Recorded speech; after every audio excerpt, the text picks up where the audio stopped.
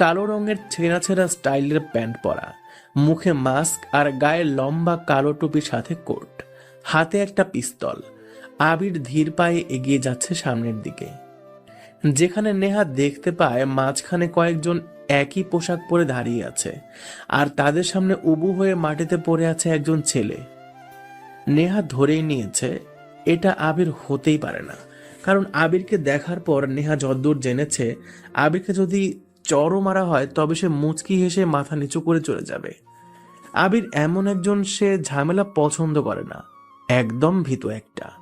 আর যে গাড়ি থেকে নামলো আর আমাদের বাড়ি থেকে বের হলো তাকে দেখে মনে হচ্ছে সে একজন রিয়েল রকস্টার।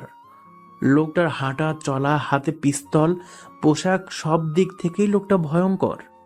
কিন্তু কে এই লোকটা? নেহা বিড়বিড় করে কথাগুলো বলতেই হঠাৎ শুনতে পায় নিলয় ভাই আজ চলে এসেছে। নেহা কেমন যেন চুপসে যেতে থাকে। নেহা মনে মনে বলে, তাহলে আমাদের বাড়ি থেকে যে বের হয়েছে এখানে এসেছে সে নিলয়? আচ্ছা, নিলয় কে? নিলয় কোথায় যেন নামটা শুনেছি, বই, ম্যাগাজিন। ইয়েস, ম্যাগাজিনে এই নামটা পড়েছি। তার মানে এটাই কি সেই the king of Mustan Rockstar? কিন্তু সে আমাদের বাড়িতে কি করছিল? আর যে নিলয় ভাই বলে ডাকলো তার কণ্ঠটাও কেমন যেন চেনা চেনা লাগছে, কিন্তু মনে করতে পারছি না। কি হবে? নতুন কোনো ছেলে? হ্যাঁ, আশরাফ নাম ছিল ছেলেটার, নতুন এসেছিল ভার্সিটিতে। এরপর কয়েকদিন আর দেখা যায়নি। তার মানে সেও কি নিলয়ের লোক ছিল? নেহা আর ভাবতে পারে না। বৃষ্টির গতি বেড়েই চলেছে। নেহা দেখে নিলয় সেই ছেলেগুলোর সামনে গিয়ে দাঁড়ায়, ধপ করে মাটিতে বসে পড়ে। উবু হয়ে থাকা ছেলেটার সামনেই বসে পড়ে, হাত দিয়ে গলাটা শক্ত করে ধরে টেনে তোলে নিলয়। কেমন আছিস মহিন? নেহা শুনতে পায় নিলয়ের কণ্ঠ, কিন্তু কেমন যেন অন্যরকম লাগছে। হয়তো মাস্কের কারণে কণ্ঠটা ঠিক ধরতে পারছে না নেহা। নতুন একটি ভয়েস নেহা শুনতে পেয়েছে। ভাইয়া, আমাকে মাফ করে দিন, আমি কিছু করিনি। নিলয় কখনো অন্য কাউকে মানে না যতক্ষণ অবধি নিলয়কে কেউ ক্ষতি না করে। তাহলে ভাইয়া আমাকে ছেড়ে দিতে বলেন, আপনার লোকেরা আমাকে অনেক মেরেছে। যা। ধন্যবাদ ভাইয়া। মহিন বসা থেকে উঠে দাঁড়ায়, পায়ে তার প্রচন্ড ব্যথা অনুভব হওয়াতে আবারও বসে পড়ে। নিলয়ের দিকে ভয়ার্ত দৃষ্টিতে তাকায় ও। নিলয় মহিনের দিকে পিস্তলটা এগিয়ে নিতে যাবে, তখনই মহিন নিলয়ের দিকে তাকিয়ে কান্না করে দেয়। মহিন আবারও বলে, ভাইয়া, আমাকে দয়া করে ছেড়ে দিন। নিলয় কোনো কথা বলে না, কেবল একটু শব্দ করে হাসেও। সাকিব নামের ছেলেটা মহিনের বাহুতে রড দিয়ে জোরে বাড়ি দেয়। মহিন সাথে সাথেই আত্মচিৎকার দিয়ে পড়ে যায়। নিলয়ের দিকে তাকিয়ে কান্না ভরা চোখে কিছু বলতে যাবে, তার আগেই নিলয় বলে, অর্ক, সৌরভ, রাহাত কোথায়? আমি জানি না ভাইয়া, সত্যিই জানি না। আপনি যেমন আপনাকে দেখতে দেন না, আপনার মুখটাও কেউ দেখেনি। আর ওরা তো আপনারই লোক ছিল। আপনার মতো করে ওরা নিজেদেরকে হাইড করে রাখে। চুপ শালা, বোকা পাইছিস? তুই অর্কের কাছের লোক, তুই জানবি না? আর এটাও জানি তোরা সবাই এখন ঢাকাতেই আছিস। এখন বল কোথায় ওরা? ভাইয়া সত্যি বলছি, আমি জানি না। শার্ট করে একটা গুলির শব্দ শোনা যায়। মহিনের দেহটা মাটিতে পড়ে যায়। নিলয় বসা থেকে উঠে দাঁড়ায়। ওর সামনে থাকা সাকিব, আশরাফ, হাসান, মেহেদি আর শাওনের দিকে তাকিয়ে গম্ভীর গলাতে বলে, কে গুলি করলো তোদের মধ্যে? সবাই অবাক হয়। নিলয়ের এমন কথা শুনে সবাই একে অপরের দিকে তাকিয়ে আছে। ওরা সবাই ভাবছে নিলয় মহিনকে গুলি করেছে, আবার নিলয় ভাবছে ওদের মধ্যে কেউ মহিনকে মেরেছে, কিন্তু দুজনের মধ্যে কেউই মহিনকে মারেনি। সবাই অবাক হয়। কে মারলো ওকে? জানি না ভাইয়া। তার মানে পিছনে? নিলয় পেছনে তাকায়। সাকিবদের গাড়ির আলোতে স্পষ্ট একটি গাড়ি দেখতে পায় নিলয়। নিলয় আরো অবাক হয়, কারণ গাড়িটা শফিক সাহেবের। দূর থেকেই বোঝা যাচ্ছে এটা। তবে কি শফিক সাহেবই মহিনকে মারলো? কিন্তু কেন? উনি তো এমনটা করবেন না। তাহলে কে হতে পারে? নেহা? ধুর, সে কেন হতে যাবে? নিলয় এসব ভাবতে ভাবতে গাড়িটার দিকে এগিয়ে আসে। নেহা গাড়ির ঠিক পেছনে গাছের আড়ালে দাঁড়িয়ে আছে। নিলয়দের কাছে আসতে দেখে নেহা পালানোর জন্য যখনই দৌড়াতে যাবে তখনই কারো সাথে ওর ধাক্কা লেগে কি যেন একটা পড়ে যায়। নেহা তাকিয়ে দেখে মুখটা ওর খুব চেনা। নেহা চিৎকার দিয়ে বলতে যাবে তো তখনই সেই লোকটা নেহাকে জোরে ধাক্কা দিয়ে ফেলে দেয়। সাথে সাথেই সে দৌড়ে হারিয়ে যায় জঙ্গলের দিকে। নেহা কাদায় পিছলে পড়ে যায় সেখানে। হাতের নিচে অনুভব করে শক্ত কিছুর। সে ওটা হাতে নেয়। অন্ধকারে ঠিক মতো না দেখতে পেলেও অনুভব করে বুঝতে পেরেছে এটা একটা পিস্তল, যা নিলয়ের হাতে দেখেছে একটু আগে। পিস্তলটা কোনো রকমে নিজের কাছে লুকিয়ে সেও জঙ্গলের দিকে এগিয়ে যেতে থাকে। আবির নেহার গাড়ির কাছে আসে। দরজা খোলাই ছিল। তার মানে নিলয়ের সন্দেহ ঠিক, শফিক সাহেবই মহিনকে মেরেছে। কিন্তু না, এরা কি করে সম্ভব? কেন মারবেন উনি? দরকার হলে শফিক সাহেব নিজেই আমার জন্য মরতে রাজি, তাহলে কেন তিনি এমন করবেন? কিচ্ছুই মাথায় আসছে না। গাড়িটা ভালো মতো চেক করে চলে আসতে যাবে, তখনই দেখে আরো দুটো গাড়ি কিছু দূরে পার্ক করা। আর শেষের যে গাড়িটা আছে সেই গাড়ির উপরে একটি বড় ক্যামেরা লাগানো। আবির সহ সবাই সেই গাড়িটার কাছে যায়। অবাক হয় ওরা সবাই। ক্যামেরা ঠিকঠাক ভাবে আছে, ভিডিও তখনও রেকর্ড হচ্ছে, কিন্তু কেউ সেটা হাতও দেয়নি। ভাইয়া মনে হয় জানে আমরা এখানে আসব। আমাদের আসতে দেখে মনে হয় এই ক্যামেরাম্যান আর মহিনের খুনি পালিয়েছে।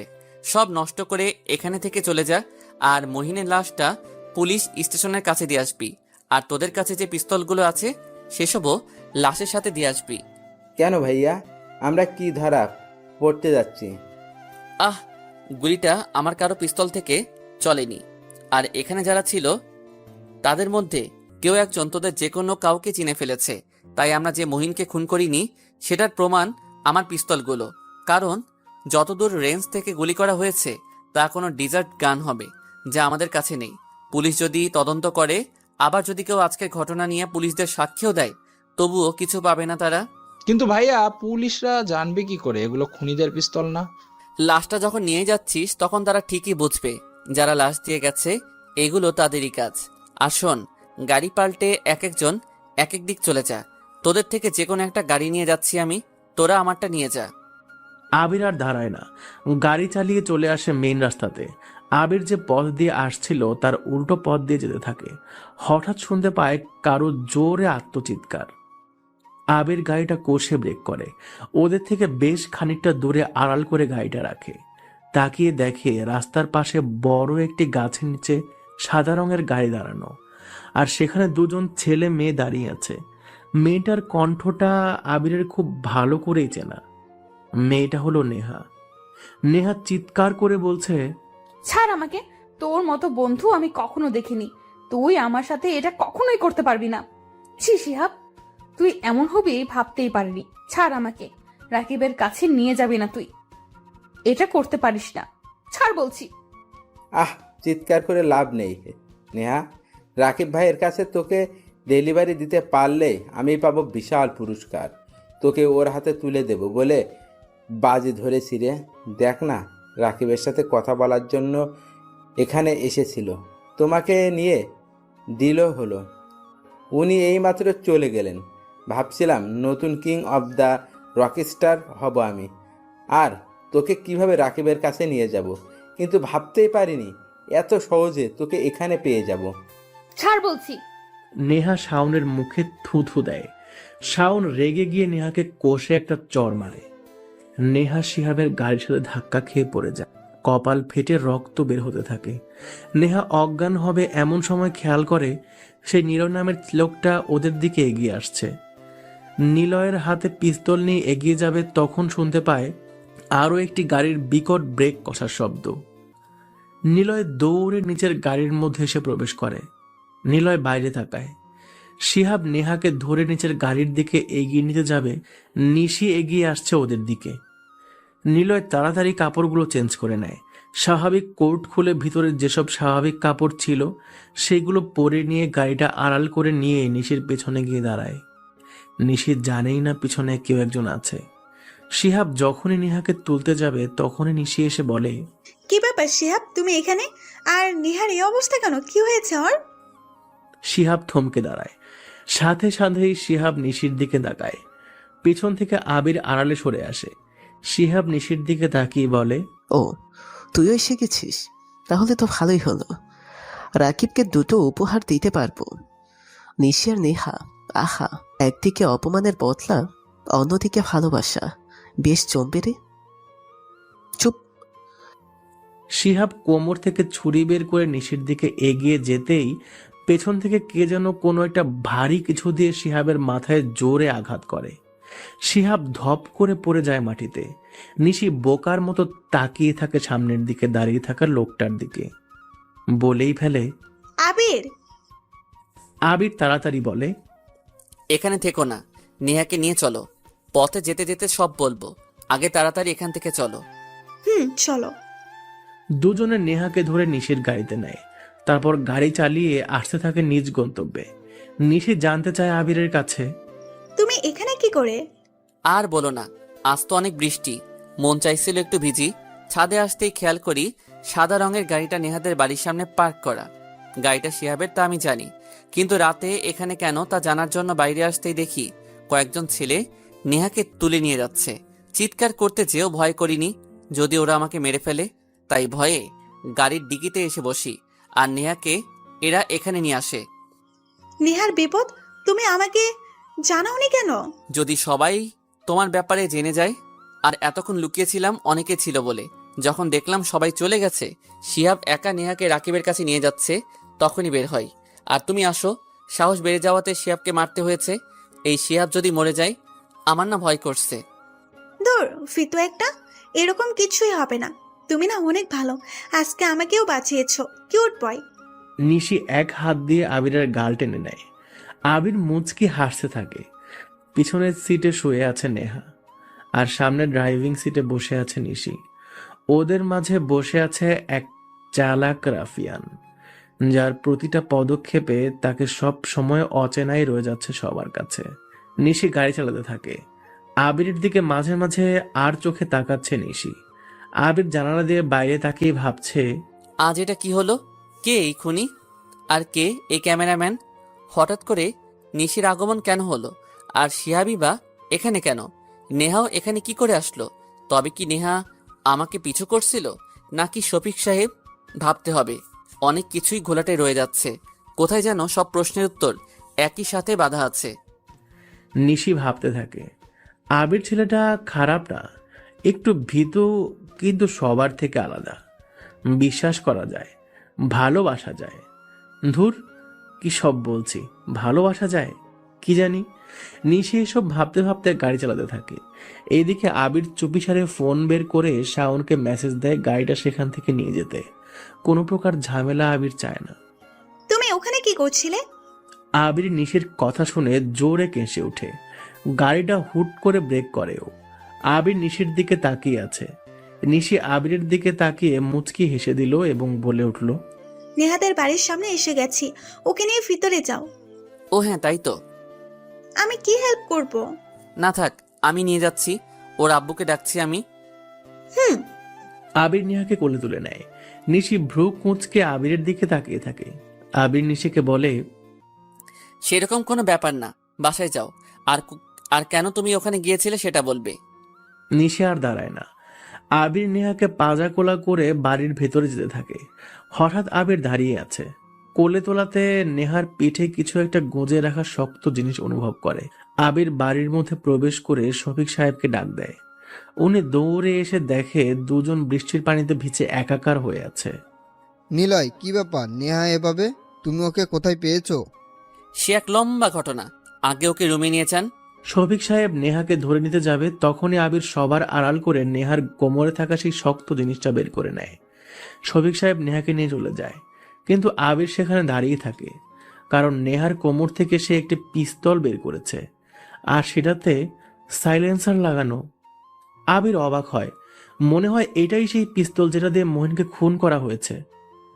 তাহলে কি নেহাই মোহিনকে মেরেছে? কেমন আছিস এখন? শফিক সাহেবের কথা শুনে নেহা শোয়া থেকে উঠে এক লাফ দিয়ে বসে পড়ে। চারপাশে তাকিয়ে দেখে দিনের আলো ঘরে প্রবেশ করেছে। বাইরে কেমন একটা কোলাহল, তার মানে এখন রাত পার হয়ে সকাল হয়েছে। নেহা বাড়ির সবার দিকে তাকায়, কেমন যেন ভয় ভয় করছে ওর।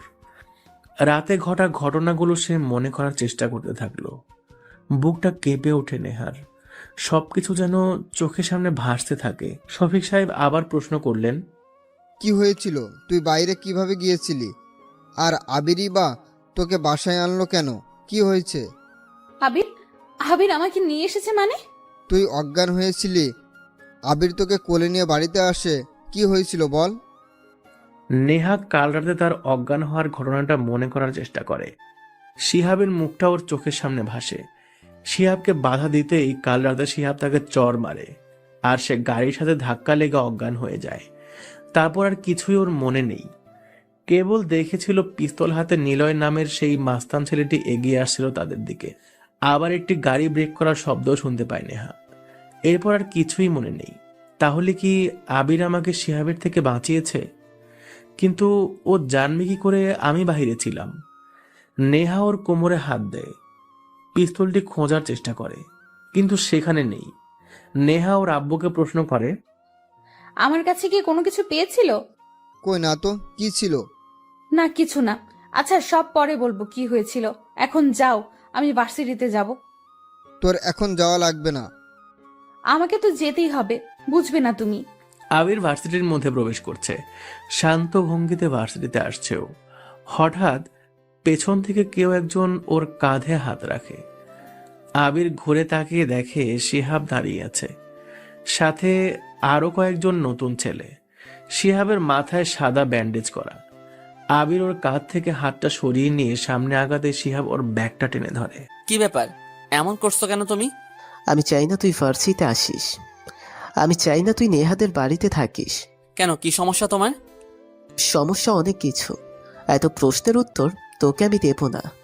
2 দিনের মধ্যে চলে যাবি, না হলে তোর খবর আছে। ভাই বাসায় যে রেস্ট নাও, মাথার সমস্যা ঠিক হয়ে যাবে। কথাটা আবির বলার সাথে সাথেই শিহাব আবিরকে কষে একটা ঘুষি দেয়। আবির কিছুটা দূরে সরে যায়।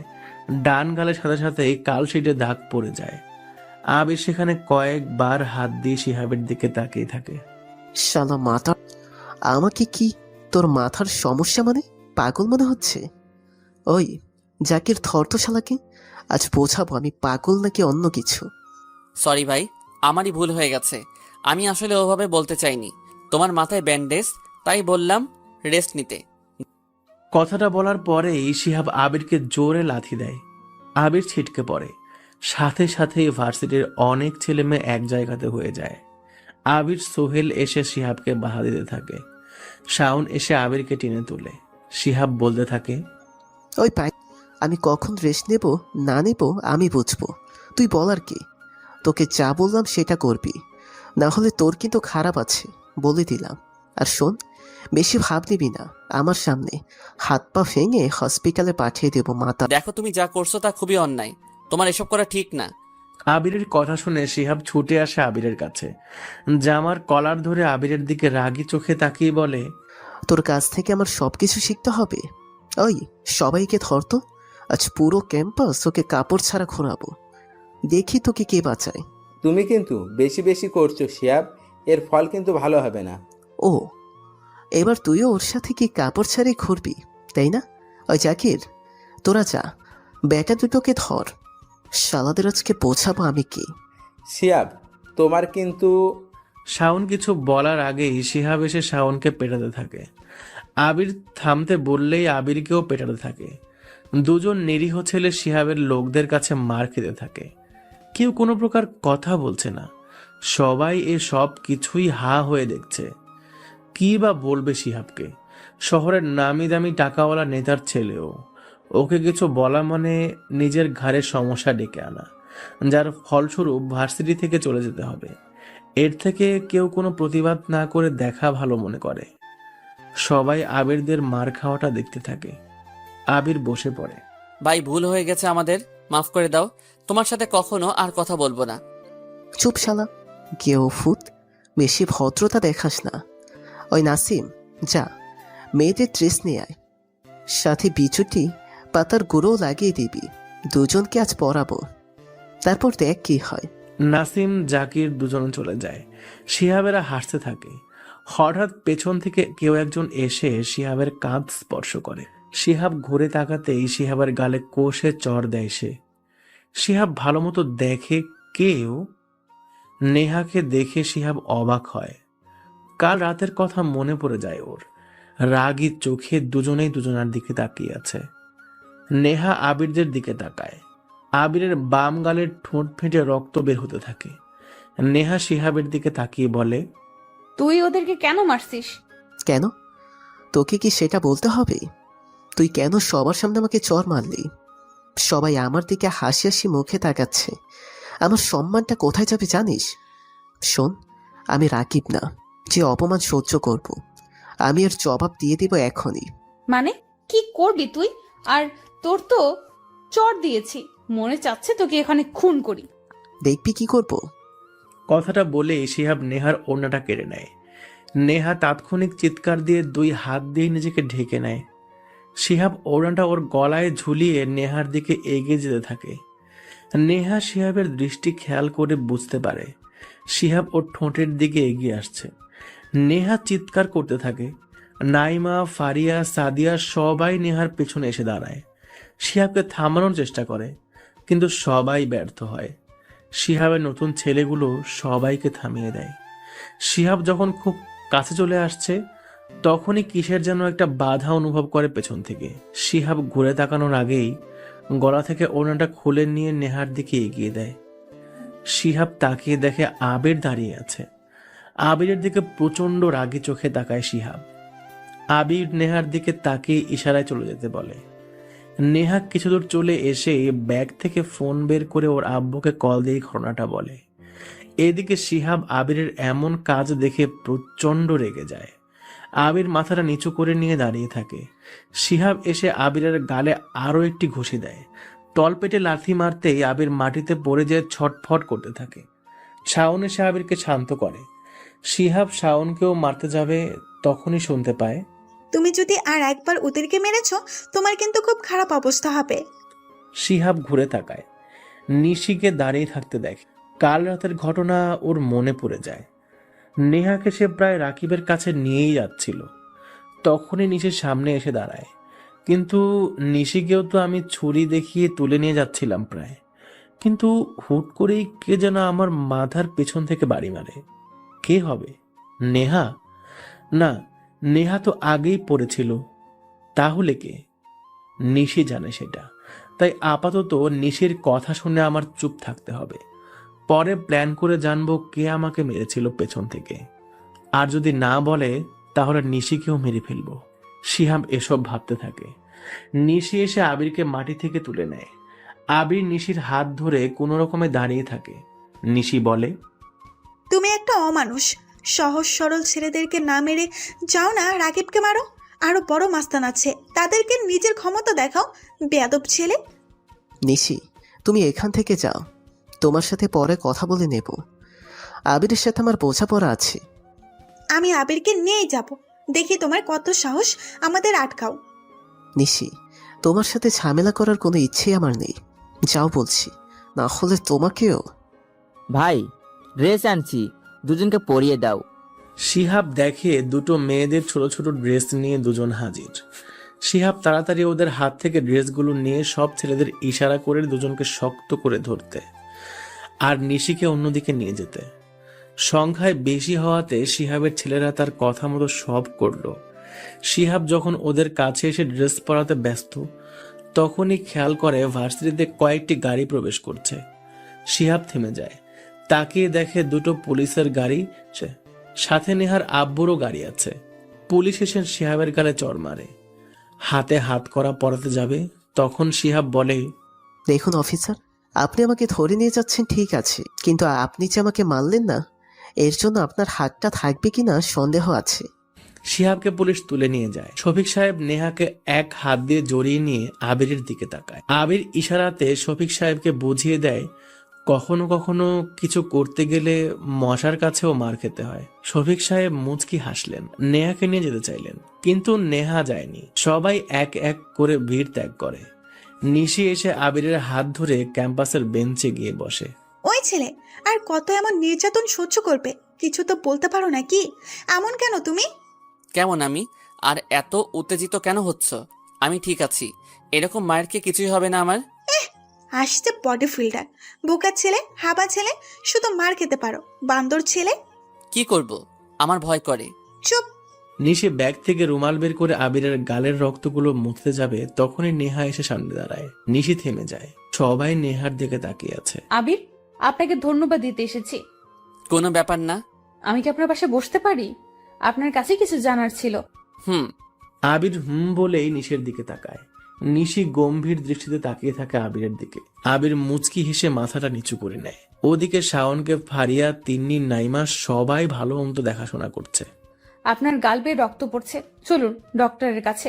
নেহার এমন কথা শুনে আবির কিছুটা অবাক হয়। এটা কি নেহা নাকি অন্য কেউ? রাতেই তো কাউকে খুন করে আজ সহজভাবে কথা বলছে। রাফিয়ানের থেকেও যেন বড় রাফিয়ান। কিন্তু আবিরের সাথে এভাবে স্বাভাবিকভাবে কথা বলার কারণটা আবির ঠিক আন্দাজ করতে পারছে না। আবির মুচকি হেসে বলে, আমি ঠিক আছি, সমস্যা নেই। না, কোনো ঠিক নেই। আর আপনি এমন কেন? এতগুলো মার খেলেন কিভাবে? শরীরটা দেখলে মনে হয় অনেক জনকে এক ঘুষিতেই কাত করে ফেলবেন, অথচ আপনি যে একটা ভিতুর ডিম তা জানতাম না। যদিও সকালে মনে হয়েছিল আপনি ভিতুর নন, কিন্তু এখানে এসে দেখলাম একটা বোকা হাদারা ভিতুর গোডাউন। কিছু তো শিহাবকে বলতে পারতেন। 1 মিনিট, সকালে আমাকে সাহসী ভাবার কারণ কি? কাল রাতেই আপনি তো আমাকে বাসায় নিয়ে এসেছিলেন, আর আমি জানি রাতে শিহাবের সাথে আমার কি হয়েছিল। আপনাকে ধন্যবাদ। আরে কি যে বলেন, সেখানে নিশিও ছিল। আবির পেছনে তাকায়, দেখে সেখানে নিশি নেই। একটু দূরে তাকাতেই দেখে নিশি হেঁটে চলে যাচ্ছে। আবির একবার নেহার দিকে তাকায়, আরেকবার নিশি চলে যাওয়ার দিকে তাকায়। কি করবে সে বুঝে উঠতে পারছে না। কোন রকমে নেহার থেকে বিদায় নিয়ে নিশির কাছে যাবে, তখনই কে যেন আবিরের ব্যাগ টেনে ধরে। পেছনে ঘুরে দেখে মিন্নু দাঁড়িয়ে। মিন্নুকে আবির বেশ কয়েকদিন ধরে দেখতে পায়নি। মিন্নুর দিকে তাকাতেই আবির খেয়াল করে মিন্নুর মুখটা অন্য দিনের থেকে কেমন যেন শুকনো মনে হচ্ছে। কি হয়েছে রে তোর? কেমন যেন লাগছে? ভাইজান, গত দুপুর থেকে পানি ছাড়া তেমন খাওয়া হয় নাই। কেন? বাড়িতে। বাড়িতে কি রান্না করেনি কেউ? ভাইজান, আপা হসপিটালে আছে, এর জন্য খাওয়া হইতাছে না। মানে রেনু আপা হসপিটালে কেন? মিন্নু থেমে যায়। হুট করেই সে কাঁদতে থাকে। আবির ওকে টেনে নিয়ে কাছে বসায়, মাথায় হাত বুলিয়ে আবারও জানতে চায় কি হয়েছে। মিন্নু কোন রকমে কান্না থামিয়ে বলে, 5 দিন আগে আপা সন্ধ্যায় বাড়ি থেকে বের হয়, অনেকদিন থেকে যায় নাই। কিন্তু হাসান চাচার পোলা শাহিন আর তার কয়েকজন লোকেরা আয়সা আপারে রোজ বাজে কথা শুনাইতো। আপা ওদেরকে অনেক বারণ করার পরেও ওরা এসে আপারে নানা কথা কইতো। আমাকে সবকিছু খুলে বল। শাহিন আয়সা আপারে জিজ্ঞাইতো কেন আর সে আমাদের লগে দেখা করে না। টাকা বাড়াই দিব, নতুন পার্টি আসছে, তোর রূপ যৌবন তো এখনো আগের থেকেও ভালো হয়েছে, তুই আমাদের সাথে না গেলে তোকে কিন্তু ধর্ষণ করুম। আর জানিস তো মা, ধর্ষণের কিছু আসা যাবে না। আমরা জানি তোর নিয়ে থাকতেও পারবো না, তাই টাকা দিচ্ছি, আমাদের লগে আগে শুইবি, পরে পার্টি আছে, সেখানে সারা রাত থাকবি। মিন্নু আবারও চুপ করে বসে থাকে। আবিরের মুখের স্বাভাবিক রং পাল্টে যেন তা রক্তবর্ণ হতে থাকে। কেটে যাওয়া মুখটা এক অচেনা ভয়ঙ্কর অনুভূতির মতো ধেয়ে আসা রাগের প্রতিচ্ছবি যেন ফুটে উঠতে থাকে। হাত দুটো মুষ্টিবদ্ধ করে হাঁটুতে কয়েকবার কিল দিতে থাকে। সামনের দিকে এক দৃষ্টিতে তাকিয়ে থাকে। মিন্নু আবার বলে, আপা যাইতে চাই নয়, বস্তির লোকেরা আপারে নানান কথা কইতে থাকে। শাইন কেন রোজ রাতের বেলায় দল লইয়া আমাকে বাড়িতে আসবে, যা মানুষজন দেখা আপারে আর আমাদেরকেই গালি দিতে থাকে।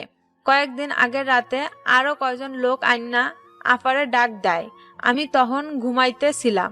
শাহিনদের চিৎকার ঘুম ভাঙ্গা হুনি ওরা আপারে কইতাছে, চল মা, আজকা যাইতেই হইব, না হলে তোকে লইয়া যাব জোর করে, আর কখনো বাড়ির মুখ দেখবি না, চল শালি। এরপর আপারে ওরা জোর করে তুলে নিয়ে যায়। আমি বাধা দিছিলাম, এই দেখেন ভাইজান, শাহিন আপা গা থাইকা ওড়না খুইলা আমার হাত আর মুখ বাইধা ওর বেল্ট খুইলা আমার মারছে খুব। মায়ের চোটে রাইতে কেন হারাই আমি। সকালে উঠা দেহি আপা নাই। এলাকার লোকজন বাজে কথা কইতেছিল। পরে আমাকে বাড়িতে পুলিশ আইসা কয় আপা হাসপাতালে আছে। আপনারে খুঁজাছিলাম কিন্তু পাই নাই। আপারে দেখতে গেছিলাম, কপালে ব্যান্ডেজ, চোখে মুখে মায়ের দাগ। ডাক্তার কইছে আপারে অনেকজন মিলে নির্যাতন করছে। আমার আবার কিছু হইলে আমি মইরা যাব ভাইজান। আবির বসা থেকে উঠে দাঁড়ায়। কান্নারও তো মিন্নুর দিকে একবার তাকিয়ে পায়চারি করতে থাকে। তারপর মিন্নুর দিকে আবার তাকিয়ে বলে, পুলিশের কাছে গিয়েছিলি? ডাক্তার আর বস্তির কয়েকজন মুরব্বী লোকেরা কইতাছিল পুলিশদের কাছে যাইতে। আমি আর বাপে মিল্লা থানায় গেছিলাম, ওরা টাকা চায়। আবারও বাপের গালি দিয়া কয়, মেয়ে তো সুন্দর বানাইছিস, কিন্তু সে তো হইছে বে, তার তো হাজার হাজার লোক ধর্ষণ করতেই পারে, তাই তার জন্য কোনো কেস নাই, যা ভাগ এখান থেকে। বেশি লাফাইলে দুইটারে মেয়ে বোন ধর্ষণের কেসে থানায় ভইটা দিব। শাহিন আগের টাকা দিয়া রাখছে, বুঝলি? দূর হ সামনে থেকে। ও ভাইজান, আপা কোনো কথা বলে না আমাদের কাছে, খালি খালি কাইন্দা দরজার দিকে চাইয়া থাকে। আপনি আমার লগে যাইবেন আপার সাথে দেখা করতে? যাব। মিন্নু চুপ থাকে। আবিরের দিকে তাকায় ও। কেমন যেন গম্ভীর একটা শব্দ শুনে মিন্নু অবাক হয়। আবিরকে এর আগে মিন্নু কখনো এমন গম্ভীর হয়ে কথা বলতে দেখেনি। আবির বলে, আগে চল থানায়। না ভাইজান, থানায় যাবো না, পুলিশরা অনেক খারাপ, আপারে গালি দেয়, আমি শুনতে পারুম না। আমার আপা যেমনই হোক না কেন, আমারই তো আপা। আপনি কন, কেউ যদি আপনার মাকে গালি দেয় তাহলে কি করবেন? আপনার মা খারাপ হইলেও আপনারই তো মা, তাই আপনি তাকে দেওয়া গালি শুনতে পারবেন না। যদি গালি শুনেন তাহলে আপনার তার কোনো ছেলেই না। বেশ বলেছিস তো, দেখি তোকে কে গালি দেয়, চল আমার সাথে। আবির আর মিন্নু দুজনে হাঁটতে থাকে। ওদের পেছনে আরো একজন আসছে, কিন্তু আবির আর মিন্নু জানে না সে কেন আসছে। কেবল আবির মিন্নু জন্য কোনো একটা বড় কিছু করতেই যাচ্ছে, আর ওদের পেছনে ওদেরকে ফলো করতে করতে আসছে আরো একজন। অফিসার, তোদের সাহস কি করে হয় আমার ছেলেকে থানায় ধরে আনা? পুলিশ অফিসার সিরাজ হোসেন লাফিয়ে ওঠে। সাথে সাথেই পুরো থানাটা যেন নীরবতায় পরিণত হয়। সবাই অবাক হয়ে তাকিয়ে আছে। এভাবে পুলিশদের তুই করে বলাটা সাধারণ কোনো লোকের কাজ না। সিরাজ হোসেন বলে, কে কে আপনি? আর এভাবে কথা বলছেন কেন? শালা, তোর এক তুড়িতেই চাকরি খেয়ে ফেলবো আমি, তারপর পিটিয়ে তোকে সোজা করে দিব। আমার ছেলেকে থানায় ধরে এনেছিস কোন সাহসে, কার কথাতে? কে আপনার ছেলে? আর ঠিক করে কথা বলুন, না হলে লোকটা সিরাজের গালে কষে চড় দেয়। সাথে সাথেই থানার সব পুলিশ এসে একসাথে জড়ো হয়। লোকটার দিকে অবাক চোখেই তাকিয়ে আছে। সাথে সাথে আরো কয়েকজন লোক থানায় প্রবেশ করে। সিরাজ স্যালুট করে মাথা নিচু করে দাঁড়ায়। শহরের এমপি থানায় এসেছে, সাথে কয়েকজন উকিলও আছে। এমপি সাহেব বলেন, সিরাজ মিয়া, তুমি মোশাররফ ভাইয়ের ছেলে শিয়াবকে কেন ধরেছো? জানো এর জন্য তোমার খারাপ হতে পারে। সরি স্যার, আমি জানতাম না যে শিহাব ওনার ছেলে। আর তাছাড়া শিহাব অন্যায় করেছে, দুজন ছেলেকে অকারণে পিটিয়েছে। সহজ সরল দুজন ছেলের সাথে একটি মেয়েকেও টিচ করছে, তাই স্যার ওকে ধরে নিয়ে আসতে হলো। আমার ছেলে যা ইচ্ছা করবে আমি বুঝবো। তোকে মনে করে দিয়ে যাচ্ছি, শিয়াবকে যদি এরপর থানায় এনেছিস তো তোর কিন্তু সত্যি অনেক খারাপ আছে। ছেড়ে দে ওকে। কাগজগুলোতে সাইন করে ছেড়ে দাও। তার দরকার নেই, আপনি বলেছেন এটাই যথেষ্ট। শিহাবকে হাবিলদার যে বের করে আনে। শিহাব সিরাজ হোসেনের কাছে এসে বলে, তোকে না বলেছিলাম আমাকে 30 মিনিটের মধ্যে ছেড়ে দিতে হবে? এখনো 10 মিনিটও হয়নি। ওই দুটো ছেলে আমার বিরুদ্ধে বয়ান দেবে, তাই না? তোকে তো পরে দেখব, আগে ওই দুটোকে দেখছি। শিহাব থানা থেকে বের হয়। ওর বাবার থেকে ফোন নিয়ে রাকিবকে ফোন দেয়। ভাই, আজকে একজনকে মারতে হবে।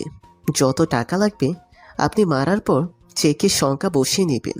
কে সে? আজকে রাতেই আমরা তাকে আপনার কাছে নিয়ে আসব। আপনি খালি যন্ত্রটা দিয়ে মারবেন, আর যদি না পারেন তবু আপনি সাথে থাকবেন। আমি মারবো তাকে। আচ্ছা, তাহলে আমাদের বাড়ির পাশে যে একটা পুকুর আছে, ওর উপরে ছোট্ট একটা বাংলোর মতো ঘর আছে, রাতে ওখানেই থাকা হয়। নিয়ে আসিস, আমরা সবাই থাকবো, কিন্তু টাকাটা আনতে যেন ভুলিস না। আর নেহার ব্যাপারটা কি করছিস? এটাকে মেরে দিন, পরের দিন নেহাকে পাবেন। শিহাব ফোন কেটে দেয়। তারপর আরিফ আর সোহেলকে কল দেয়। সোহেল রিসিভ করতে শিহাব বলে, আমার হেল্প লাগবে, করবি কিনা বল। কি করবি তুই? আজ আবিরকে ধরে নিয়ে যেতে সাহায্য করবি। মানে? রাকিব ভাইয়ের কাছে ওকে নিয়ে যাব। তোদের কথা রাকিব ভাইকে বলেছি, তোরা ফার্সিকটি দখলে রাখবি, ভাই তোদের সুযোগ দেবে যদি আমাকে হেল্প করিস। কিন্তু আবির যদি আমাদের কিছু করে? কি করবে? শাওনে থেকে যতদূর জেনেছি সে ছোটখাটো মাস্তানি করতো অনেক আগে। তারপর কি না কি ঝামেলা হয়েছিল, তারপর সব ছেড়ে গ্রামে যায়। সেখান থেকে এই শহরে চলে আসে। কেউ নেই তার আশেপাশে, সে কিছুই বলবে না। কেন, তুই ওকে মারবি? রাগে আমার কেন জানি না কুত্তার বাচ্চার উপর প্রচুর রাগ, ওর জন্য আজ থানাতে আসতে হয়েছে। আচ্ছা ঠিক আছে। শিহাব ওর বাবার গাড়ি নিয়ে ভার্সিটির দিকে চলে আসে। আজ রাতেই ওরা আবিরকে তুলে নিয়ে যাবে। ভাইজান, ওই পুলিশ কাকু আমার আপারে গালি দিয়েছে। মিন্নু থানায় প্রবেশ করতেই আবিরকে হাত উঁচিয়ে পুলিশ অফিসার কাশেমকে দেখিয়ে দেয়। আবির মিন্নুর হাত ধরে এগিয়ে যায়। মিন্নুকে দেখে কাশেম মিয়া বিরক্তি নিয়ে তাকালো। কাশেম মিয়া গালি দিয়ে মিন্নুকে বলে, ওই কুত্তা, তুই আবার এখানে এসেছিস? তোদের না বলেছিলাম কোনো কেস নিতে পারবে না?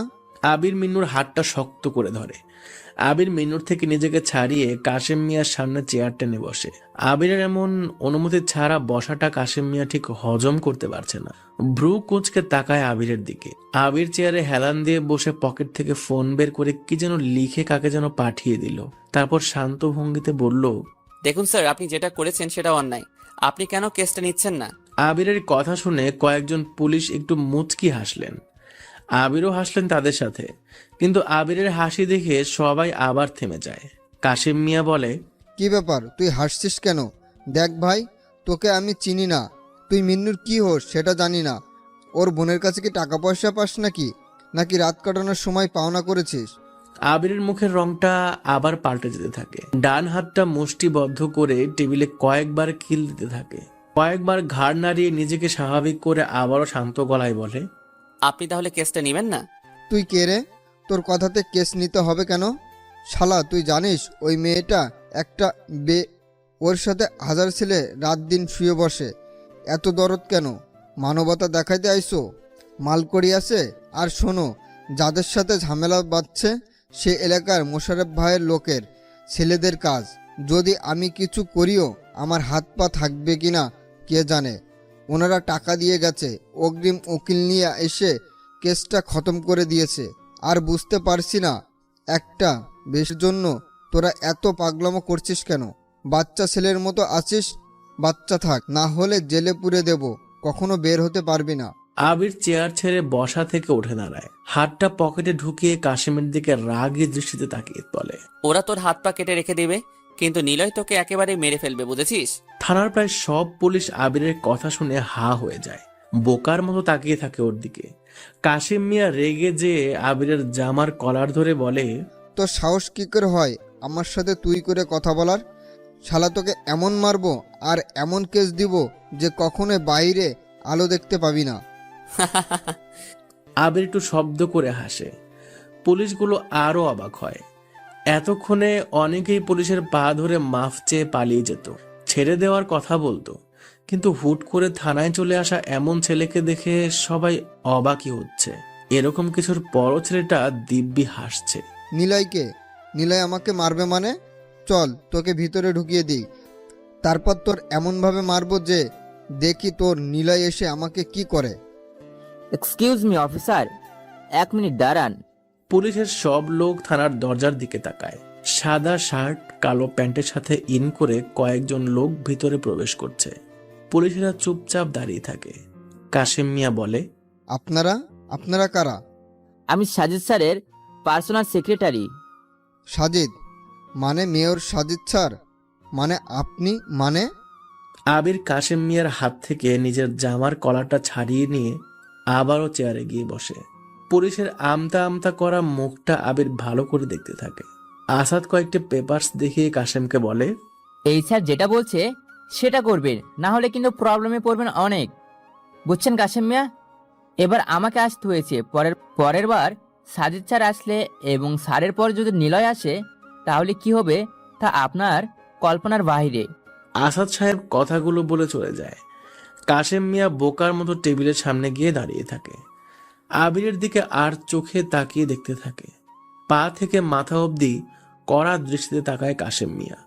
সাধারণ কয়েকশো টাকার জুতো পরা, গায়ের পোশাকও খুব বেশি দামি নয়। সাধারণ ছেলে বলেই মনে হতে থাকে কাশেমের কাছে। তবে অবাক হচ্ছে এরকম স্বাভাবিক ছেলের জন্য মাত্র কয়েক মিনিটে এত কিছু হয়ে যাবে কাশেম মিয়া ভাবতেই পারেনি। কি যেন বলছিলেন? আমাকে কেস দিবেন? বাহিরের আলো দেখতে পাবো না। দেখুন স্যার, ক্ষমতা সবার কম বেশি থাকে, তাই বলে এইভাবে ব্যবহার করা ঠিক না। তাই সরাসরি বলছি, মিনুর আপার কেসটা হাতে নিতে, আর কালকের মধ্যেই অপরাধীগুলো চেহারা থানাতে দেখতে চাই, না হলে নিলয়কে বলবো আপনার কথা। নিলয়কে আমাকে একবার বলে যাও, কে এই নিলয়? চল মিন্নু। মিন্নুর হাত ধরে বের হতে যাবে, তখনই কাশিম মিয়া সামনে এসে দাঁড়ায়। বারবার নিলয়কে জানতে চায়। আবির কিছুক্ষণ ভেবে কানের কাছে মুখ নিয়ে বলে, Niloy is the king of rockstar. Abir মিন্নুকে নিয়ে কয়েক পা এগিয়ে যেতেই আবারও কাশিম মিয়া জানতে চায়। তাকে কোথায় পাবো? আবির কোনো প্রশ্নের উত্তর দেয় না। মেইন দরজা থেকে বের হতেই অবাক চোখে তাকিয়ে থাকে আবির। দরজার কাছেই দাঁড়িয়ে আছে নেহা। আবির মিন্নুর হাত ছেড়ে দেয়। নেহার দিকে তাকাতেই দেখে নেহা চোখ গোল গোল করে তাকিয়ে আছে আবিরের দিকে। আবির স্বাভাবিক হওয়ার জন্য মুচকি হাসি দেয়। নেহার সাথে সাথেই আবিরের হাত ধরে থানা থেকে বের হয়। আপনি এখানে কেন? নেহা গম্ভীর হয়ে হাঁটছে আবিরের হাত ধরে। আবির ইতস্তত বোধ করতে থাকে। কয়েকদিন আগে যে মেয়েটা আবিরকে সহ্য করতে পারতো না, সে আজ আবিরের হাত ধরে আছে। গতরাতে ব্যালকনিতে বসে যখন নিলয়ের নামের ম্যাগাজিনগুলো পড়ছিলাম, তখন বাড়ি থেকে কাকে যেন বের হতে দেখি আমি। রাত তখন 2টার কাছাকাছি। প্রচন্ড বৃষ্টি হচ্ছে। কালো কোট, লম্বা টুপি, মুখে মাস্ক। কে হতে পারে লোকটা আমাদের বাড়ি থেকে বের হচ্ছে। ভাবতে ভাবতেই আমি পিছু নেই। অবশ্য লোকটার পিছু নেওয়ার কারণ ছিল, দাঁড়াও দেখাচ্ছি। নেহা কথাটা শেষ করে ব্যাগ থেকে কয়েকটা ম্যাগাজিন বের করে। আবিরের দিকে বাড়িয়ে আবার বলে, এই যে উপরের কভারে যে পিকচারটা দেখছো, কালো কোট, প্যান্ট, স্যুট, মাস্ক, একদম সেম ভাবে আমি আমাদের বাড়ি থেকে কাউকে বের হতে দেখি। আবির কয়েকবার ঢোক গিলতে থাকে। কোনো রকমে নিজেকে সামলে মুখের রংটা বদলানোর আগে হাসি হাসি মুখে বলে, তারপর? আমি লোকটার পেছনে যাই। লোকটা কাকে যেন খুন করবে। জঙ্গলের ভেতর তাকে মারতেই লোকটা গিয়েছিল। আমি বের হতেই আমার পেছনে আরো 2টা গাড়ি আসতে থাকে। প্রথমে ভেবেছিলাম ওরা লোকটার লোক হবে, আমার পিছু নিচ্ছে, কিন্তু সেখানে যাওয়ার পর দেখি তারা অন্য কেউ। লোকটারই পিছু এসেছিল ফলো করতে করতে আমার মতো। সেখানে যেয়ে জানতে পারি লোকটার নাম নিলয়। তখন আর বুঝতে বাকি রইল না যে এটাই সেই নিলয় যার ম্যাগাজিন আমি সাথে নিয়ে ঘুরি, আর তাকে দেখার জন্য সবাই মরিয়া হয়ে থাকে। মানে ম্যাগাজিন পড়ে যতদূর জানলাম তাকে দেখা যায় না, কেবল বোঝা যায় সে আছে, বের হয়েছে আর ধ্বংস করছে। আর আজ তোমার মুখে নিলয়ের কথা শুনলাম। সত্যি করে বলো তো, আসলে নিলয়টা কে? তোমার বন্ধু নাকি খালি নাম ভাঙিয়ে পুলিশদের কাছ থেকে বিদায় নিয়েছো? আবির কোনো রকমে একটা স্বস্তির নিঃশ্বাস ছাড়ে। এখনো তাকে কেউ চিনতে পারেনি। আবির কথা ঘোরানোর জন্য হাসি দিয়ে বলে, আপনি কিন্তু আমাকে তুমি করে বলেছেন। তো আমরা তো একই ক্লাসে পড়ি, আর তাছাড়া এক বাড়িতেই থাকছি। কোনো ব্যাপার না, তুমিও আমাকে তুমি করে বলো। আর আব্বুকে এসব বলবেন না যে আমি বাইরে গিয়েছিলাম রাতে নিলয়ের পেছনে। জি আচ্ছা। কি জি আচ্ছা? আমাকে কি বয়স্ক মনে হয়? না মানে। আবির আর নেহা হাঁটছে। মিন্নুর হাত ধরে আছে আবির। নেহা কিছুক্ষণ আবিরের সাথে কথা বলে আবারও জানতে চায়, বলো, নিলয়কে তুমি কি করে চেনো? নিলয় মানে কোন Niloy? The king of mafia Rockstar Niloy. সত্যি করে বলো। আমি কিন্তু সব শুনেছি, আর এটাও দেখেছি মিন্নুর সাথে তোমার কিসের কথা হচ্ছিল। তাই তোমাদের পেছন পেছন এসে থানায় দেখে আরো বড় রকমের ঝামেলা। কিন্তু আমি এসে যে এতটা অবাক হব ভাবিনি। আমি ধরেই নিয়েছিলাম তোমাকে পুলিশ খুব মারবে। এমনিতেই তো কথা বলতে পারো না, বোকা শোকা ছেলে একটা। পুলিশ যদি অন্যায়ভাবে ধরেও তবুও তো কিছু বলতে পারবে না।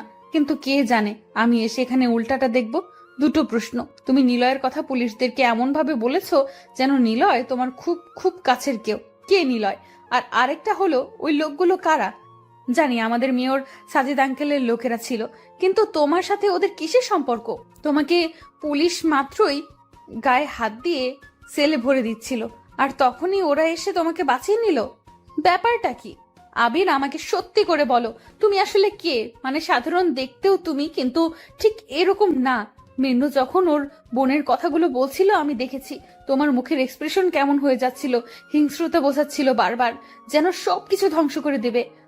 আবার যখন পুলিশ অফিসার ওর আপাকে নিয়ে বাজে কথা বলল, তখনও তোমার মুখের রং পাল্টে গিয়ে অন্যরকম ধারণ করেছে। সেখানে তোমার মতো আবিরের থেকে আমার কেন? কেউই তা আশা করবে না। আবির চুপ হয়ে যায়। একটু আগেই সে ভেবে নিয়েছিল সে ধরা পড়েনি, কিন্তু এখন যেন মনে হচ্ছে সব কিছুই প্রকাশ পেতে যাচ্ছে।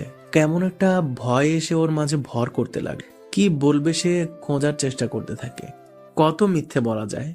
এখন কথা ঘোরানোর মতো কিছু পাচ্ছে না আবির, তাই চুপ হয়ে দাঁড়িয়ে আছে নেহার সামনে। কি হলো বলো, কে তুমি আর কেনই বা তোমাকে ওরা বাঁচালো? আবির স্যার বলে ডাকলো, আর এটাও জানি তুমি শিহাবকে মেরেই আমাকে ওর থেকে বাঁচিয়ে এনেছো। এত কিছু করছো কিভাবে বলো আবির, সত্যি করে বলো। নিলয় কে হয় তোমার? তাকে দেশের সব পুলিশ খুঁজে বেড়াচ্ছে, গালে পেলেও যেন তাকে ধরতে পারছে না। এত বড় বড় লোকও তাকে ধরতে পারছে না, আর তোমার মতো এত সামান্য গ্রাম থেকে আসা ছেলে তাকে চেনে? তার কথা বলছো, আবার এমন ভাবে বলছো যেন নিলয় তোমার সাথেই থাকে। অনেক রহস্য আবির, আমাকে সবটা বলো, না হলে আমি কিন্তু থানায় বলে আসবো তুমি নিলয়ের লোক। তোমাকে ধরলে নিলয়কে পাওয়া যাবে। যদি সত্যি বলো সব কিছু মেনে নেব, প্লিজ বলো। আবির মাথা চুলকাতে থাকে, কেমন যেন সব গোল পাকিয়ে যাচ্ছে ওর। যদি নেহাকে সব বলি তাহলে নিশি জেনে যাবে, আর নিশি জানলে পুরো শহর জানবে, তখন আমাকে জেলে থাকতে হবে। কি করব আমি? আর এদিকে নেহার কাছে সাইলেন্সার লাগানো পিস্তল ছিল, সে কি তবে মহিনকে মেরেছে? এই ব্যাপারটা ক্লিয়ার করতে হবে। নেহাকে কথাটা জিজ্ঞাসা করতে যাবে, তখনই শফিক সাহেব গাড়ি নিয়ে সামনে এসে দাঁড়ায়। শফিক সাহেব থেমে যায়, আবিরের পাশে নেহাকে দেখে। নেহা শফিক সাহেবের দিকে তাকিয়ে ঝটপট বলে, নিকি নিলয় তাই তো? আরে না, নেহা বলে ডাকতে গিয়েছিলাম। সব ঠিক আছে তো? তুই ফোন দিয়েছিলি আর আমি চলে আসলাম। কি হয়েছে আবির? তোমাকে নাকি পুলিশ থানাতে নিয়ে যাচ্ছিল। নেহা আমাকে থানার বাইরে থেকে ফোন করে সব বলেছে, তাই তো চলে আসলাম। কি হয়েছে? আবির মাথা গোলাতে থাকে। মিন্নুকে যখন নিয়ে আসছিল থানার দিকে আবির, তখন পেছনে নেহাই তাকে ফলো করছিল। ফলো করার কারণ, নেহা মিন্নুর আর রেনু আপার কথাগুলো শুনে ফেলে। আর যখন পিছু নিতে নিতে থানায় আসে, সেখানে এসেই নেহার ভাবনার বাইরে অনেক কিছুই দেখতে পায়। তাই শফিক সাহেবকে কল দিয়ে নেহা ডাকে, কিন্তু উনি আসার আগেই আবিরকে শহরের মেয়র সাজিদের লোকেরা এসে ঝামেলা থেকে বাঁচায়। এ সবকিছুই নেহা বাইরে দাঁড়িয়ে দেখেছে, যার জন্য আবিরকে এত প্রশ্ন। আর শফিক সাহেবও এসে আবিরকে নিলয় বলে ডাকতে যেয়েও থেমে যায়, আর সেটা নেহা খেয়ালও করেছে। আবির শফিক সাহেবকে ইশারা করে নেহাকে যেন এখান থেকে নিয়ে যায়। বাসায় চলো মা, তোমার শরীর তো ভালো নেই। কাল রাতে আবির তোকে নিয়ে এসেছে, অজ্ঞান হয়ে পড়েছিলি, তোকে কোলে করেই নিয়ে এসেছে। দেখেছিস ছেলেটা কত ভালো। ভাগ্যিস ও তোর সাথে গিয়েছিল, না হলে কি যে হতো কে জানে। ওকে কি তাহলে বাড়ি থেকে বের করে দেব, তুই বল? নেহা আবিরের দিকে আর চোখে তাকায়। আবির মাথাটা নিচু করে নেয়। কোন রকমের পরিস্থিতি এবারের মতো সামলে নিয়েছে শফিক সাহেব। এখন নেহার উত্তর শোনার পালা। না, ও থাকুক, তবে ছিল কোঠায় না, এখন থেকে কোনো রুমে থাকবে। ওখানে কি কেউ থাকে নাকি? আর শোনো আবির, কাল আমার সাথে মার্কেটে যাবে। কি সব কাপড় চোপড় পরো, তোমাকে নিয়ে শপিং করব। আব্বু, আবির এখন আমার বন্ধু, ভালো একটা বন্ধু। আজকে শিহাব যখন আমার, থাক পরে বলবো। এই আবির, চলো বাসায়। না, আমি মানে ওই মিনুর সাথে একটু থাকি, তারপর যাব। ও আচ্ছা, সাবধানে থাকবে আর আব্বুকে কল করবে। হুম। আবির লম্বা একটি শ্বাস নেয়। নেহা গাড়িতে করে চলে যাচ্ছে। আবির কোনো রকমের নিঃশ্বাস নিতেই সামনে এসে রিক্সা দাঁড়ায় একটা। আবির চোখ তুলে তাকাতেই দেখে নিশি রিক্সায় বসে আছে। আবির একবার পেছনে তাকায়, দেখে নেহা জানালা দিয়ে মুখ বাড়িয়ে আবিরের দিকে তাকিয়ে আছে। আর নিশিও আবিরকে রিক্সাতে ওঠার জন্য বলছে। আবির, রিক্সাতে ওঠো, শিহাব বাড়িতে এসেছে আর সে তোমাকে নিয়ে কি যেন একটা প্ল্যান করছে। নিশির এমন হুট করে আগমনে আবির একটু চমকে গেলেও কিছুই বলতে পারে না। নিশির দিকে তাকাতে নিশি রিক্সাতে উঠতে বলে, কিন্তু আবির মিন্নুর দিকে তাকিয়ে বলে, আসলে আমার একটু কাজ আছে, তুমি যাও, আমি মিন্নুর সাথে আসছি। তুমি কি জানো শিহাব জেল থেকে বের হয়েছে আর তোমাকে নিয়ে কি যেন একটা প্ল্যান করছে। আচ্ছা, আমি শিয়াবের সাথে কথা বলে নেব, দরকার হলে পা ধরে মাপও চাইব। এখন মিন্নুর সাথে আমার যেতে হবে। ওই কি বলো এইসব? শিহাবের পা ধরবে কেন? দরকার হলে পিটাবে ওকে। ভয় করে আমার। গাধা একটা। ও, তাহলে তুমি যাও, আমি গেলাম। নিশি চলে যায়। আবির মিন্নুর দিকে তাকিয়ে বলে, চিন্তা করিস না, তোর আপার সাথে যারা যারা খারাপ করছে তাদের ঠিকই পুলিশ ধরবে। কি হইব ভাইজান ধইরা, ওরা তো ঠিকই ছাড়া পাইয়া যাইব, সব টাকার কাছে হাইরা যাইব। ওরা আপার লগে যা করছে তার বিচার মৃত্যু, কিন্তু ওরা ঠিকই ছাড়া পাইয়া বাইরে ঘুরবো, আবার আপারে আয়সা জ্বালাইব। হা হা হা। হাসেন কেন ভাইজান? আমি আছি তো। আপনি থাইকে কি হইব? আপনি এমনিতেই ভার্সিটির পোলাপাইনদের কাছে মায়ের খাইয়া পইরা থাকেন, আপনি কি করবেন? আবির আবারও হাসে। মিন্নুর মাথায় হাত দিয়ে কিছুক্ষণ তাকিয়ে থেকে বলে, আচ্ছা চল তোর আপার সাথে দেখা করি। মিন্নুর সাথে আবির হসপিটালে যায়। হসপিটালের করিডোরে মিন্নুর বাবা আর আপাকেও দেখেও। আবির বলে, কিরে তোর আপা এখানে কেন? বেড কোথায়? ভাইজান বেড লইতে হইলে প্রতিদিন মেলা ভাড়া দেওয়া লাগবো। আমরা না পারছি খাইতে আর বেড ভাড়া দিমু কেমনে? তার উপরে তো ডাক্তারদের টাকা দিতে হয়। হেল লইগা আপারে ডাক্তাররা এই মাটিতে শুইয়া রাইখা দিছে। আচ্ছা চল। আবির মিন্নুর সাথে এগিয়ে যায়। পকেট থেকে ফোন বের করে কি যেন করে আবির। তারপর আবার পকেটে ফোন গুজে মিন্নুর সাথে ওদের কাছে যেয়ে দাঁড়ায়। রেনু আপা চোখ বন্ধ করে আছে, গায়ে কোনো রকমের কাঁথা জড়ানো, চোখের নিচে কালি পড়ে গেছে। বোঝাই যাচ্ছে মেয়েটা না ঘুমিয়ে সারা রাত কান্না করে, এখনো চোখের পানি লেগে আছে। ফর্সা সুন্দর মিষ্টি মুখটার দেখতে কেমন যেন বিভৎস লাগছে এখন। সারা মুখে রক্ত ফুটে ওঠার দাগ লেগে আছে, গলাতে মুখে কামড়ের দাগ স্পষ্ট। আবির চোখ বন্ধ করে নেয়, গায়ের লোমগুলো অজান্তেই রাগের বিভীষিকায় দাঁড়িয়ে যায়। মিন্নু তখন আবিরের হাত ছেড়ে ওর বাবার দিকে তাকিয়ে বলে, আব্বা দেখো কে আইছে। মিন্নু বাবা ওদের দিকে তাকায়। তুমি না সেদিনের ছেলে? মানে কইতাছি তুমি না একদিন আমগো বাড়িতে আইছিলা? জি। রেনু চোখ মেলে তাকায়। আবিরের কণ্ঠ শুনে রেনু চোখ খুলে তাকিয়ে দেখে মিন্নুর সাথে আবির দাঁড়িয়ে আছে। রেনু কোনো রকমের শোয়া থেকে বসার চেষ্টা করে কিন্তু পারে না। আবির হাঁটু মুড়ে বসে রেনুর পাশে। আপনি আসতেন, মিনুকে অনেকবার বলেছিলাম আপনাকে নিয়ে আসতে।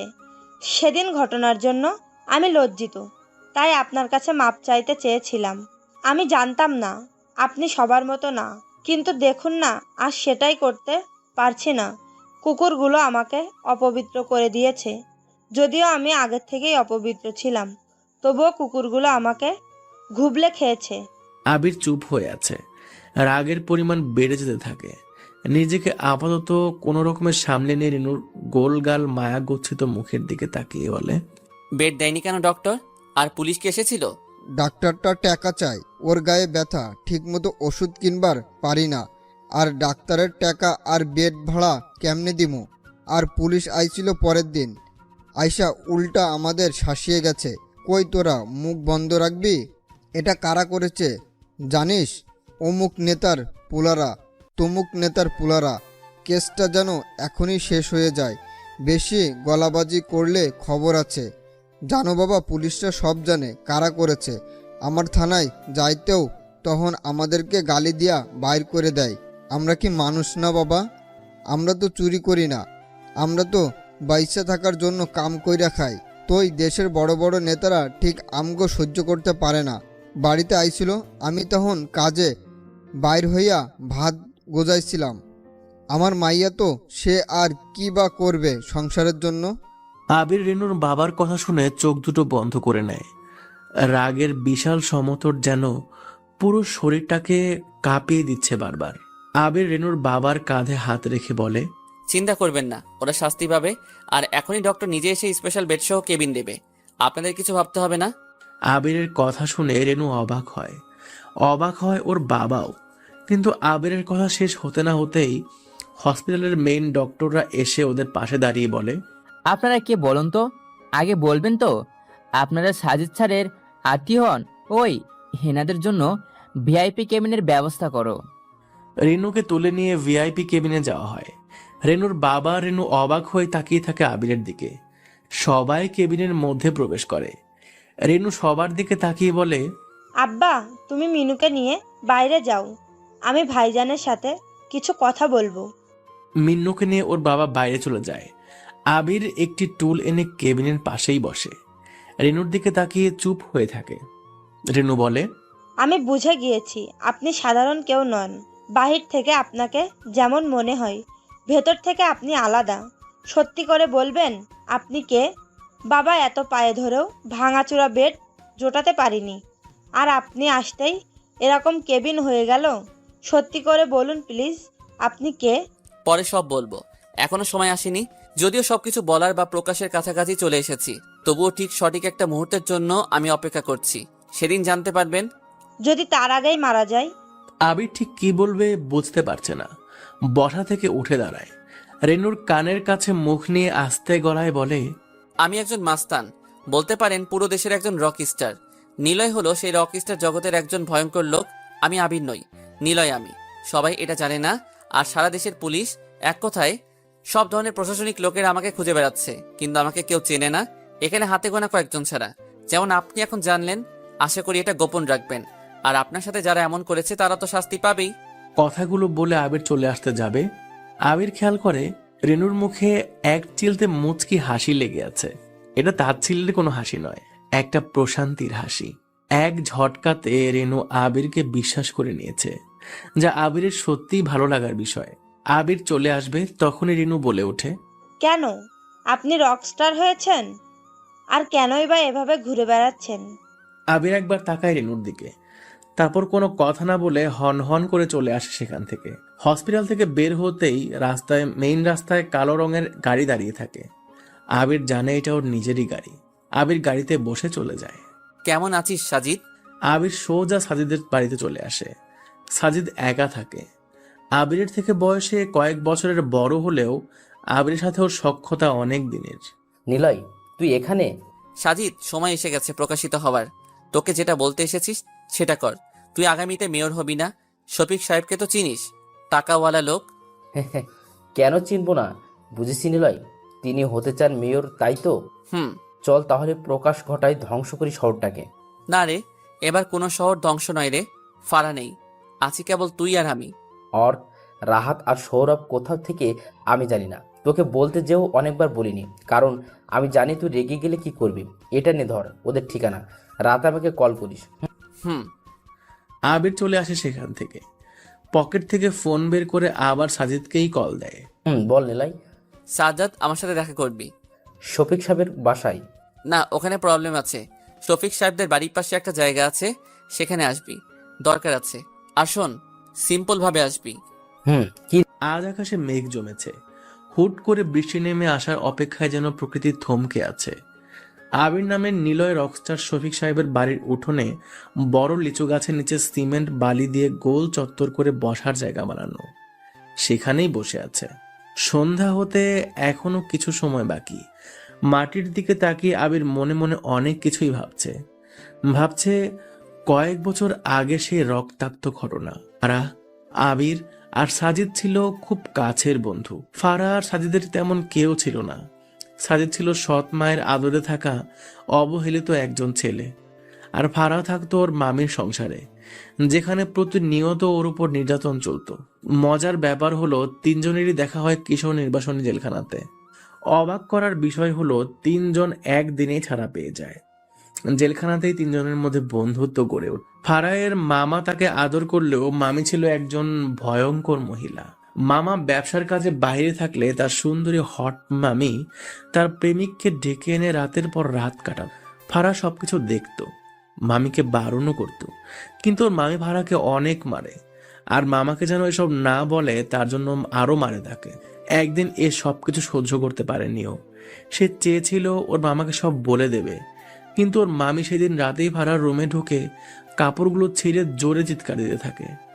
তখন ওর মামা এসে ফারার কোনো কথাই শোনেন না তিনি। এক পর্যায়ে ফারাকে বেল দিয়ে ওর মামা পেটাতে থাকে খুব। কেবল মামা নয়, তার মামিও তাকে পেটাতে থাকে। ফারা সহ্য করতে পারে না। রুমের টেবিলে থাকা আপেল কাটার ছুরি দিয়ে ওই দিন রাতেই ঘুমিয়ে থাকা মামার মামিকে মেরে খুন করে। তারপর আর কি, সে চলে আসে কিশোর সংশোধন কারাগারে। কিন্তু ফারা এখানে এসে আরো দুজন বন্ধু পায়। কি ভাবছো এখানে বসে তুমি? সন্ধ্যা ঘনিয়ে এসেছে। আকাশের রং পাল্টে কালো গাঢ় রং ধারণ করেছে। চোখ তুলে পাশে তাকিয়ে দেখে নেহা এসে দাঁড়িয়ে আছে। তুমি এখানে? ব্যালকনিতে দাঁড়িয়ে অনেক সময় ধরে দেখছি তুমি নিচের দিকে তাকিয়ে কি ভাবছো। কি হয়েছে? তেমন কিছু নেই, মিন্নুর বোনের নিয়ে একটু মন খারাপ। ওহ। নেহা চুপচাপ আবিরের পাশে বসে আবিরের দিকে আর চোখে তাকিয়ে অনেক কিছুই ভাবতে থাকে। আচ্ছা, আমি কি আবিরকে ভালোবেসে ফেলেছি? কিন্তু কখন আর কেন? থুর, কিছুই তো মাথায় আসছে না। কত ছেলে আমার জন্য পাগল, তবুও কেন আবিরের কথা বারবার ভাবাচ্ছে আমার মন? আমাকে কি আবিরকে সব বলা উচিত? কিন্তু ও যদি রেগে যায়, দেখি কি বলে ও। আবির, তোমাকে একটা কথা বলি। হুম।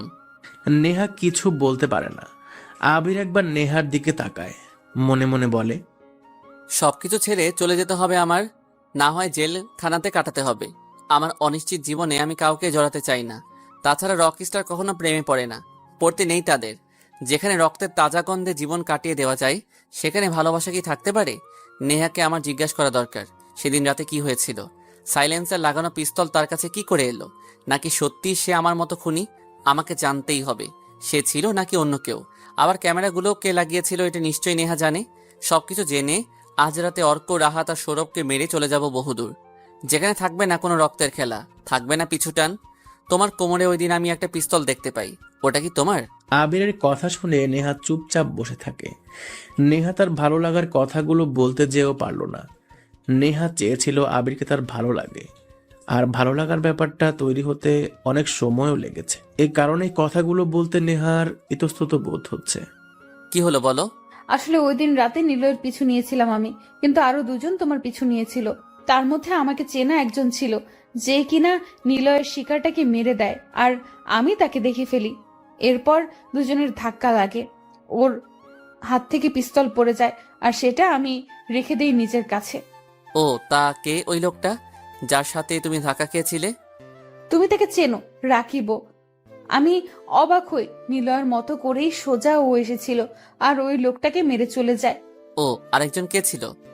ঠিক চিনি না আমি, আসলে ক্যামেরা লাগানো আর চলে যায়, বুঝতেই পারিনি সে কে। তবে এটা মনে হয়েছিল সে মেয়ে একজন। ওকে, ধন্যবাদ। ধন্যবাদ।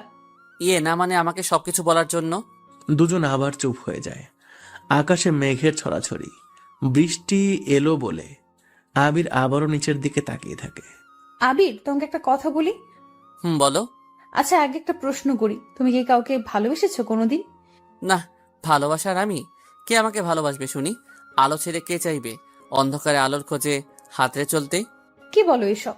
তোমার কথা কিছুই বুঝি না। আচ্ছা শোনো, তোমাকে যদি কেউ ভালোবাসে তাহলে কি করবে? নিশি আমাকে ভালোবাসে, এটা আমি জানি, বুঝি, দেখি কি করি।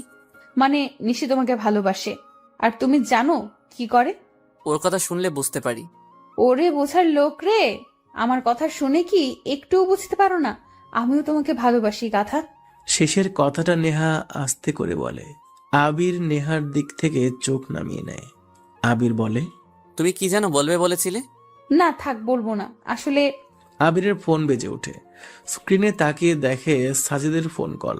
আবির আর দাঁড়ায় না, বসা থেকে উঠে দাঁড়ায়, নেহার দিকে তাকিয়ে বলে, ভিতরে যাও, বৃষ্টি আসবে মনে হয় খুব জোরে। তুমি কোথায় যাচ্ছ? আবির কোনো উত্তর দেয় না, হন হন করে বাড়ি থেকে বের হয়। নির্দিষ্ট ঠিকানায় সাজিদের সাথে দেখা করতে আসে আবির। সাজিদ সিম্পল ভাবে চলে এসেছে, আবিরও সাধারণভাবে। সাজিদ বলল, কি রে, কি কারণ রেখেছিস? তোর মনে আছে কেন তুই জেলখানাতে এসেছিলি? মনে থাকবে না কেন? গাধা, নিজেই নিজের সৎ মাকে মেরে চলে আসলি জেলে। ওখানে যে তোর সাথে পরিচয়, কিন্তু আমরা আজও জানলাম না তুই কেন জেলে এসেছিলি। জানবি, শোন, আমি এই শহর ছেড়ে চলে যাব অনেক দূর। আজ রাতে কয়েকজনকে তার নিজের ঠিকানায় পাঠাবো। শহর থেকে রকস্টারের গল্পটা শেষ করতে চাই। অর্ক, রাহাত, সৌরভ আর শাইনের লোকজন, তুই ব্যাপারটা দেখিস। সাজিদ। আবির চিৎকার দিয়ে ওঠে। বৃষ্টি শুরু হয়ে গেছে।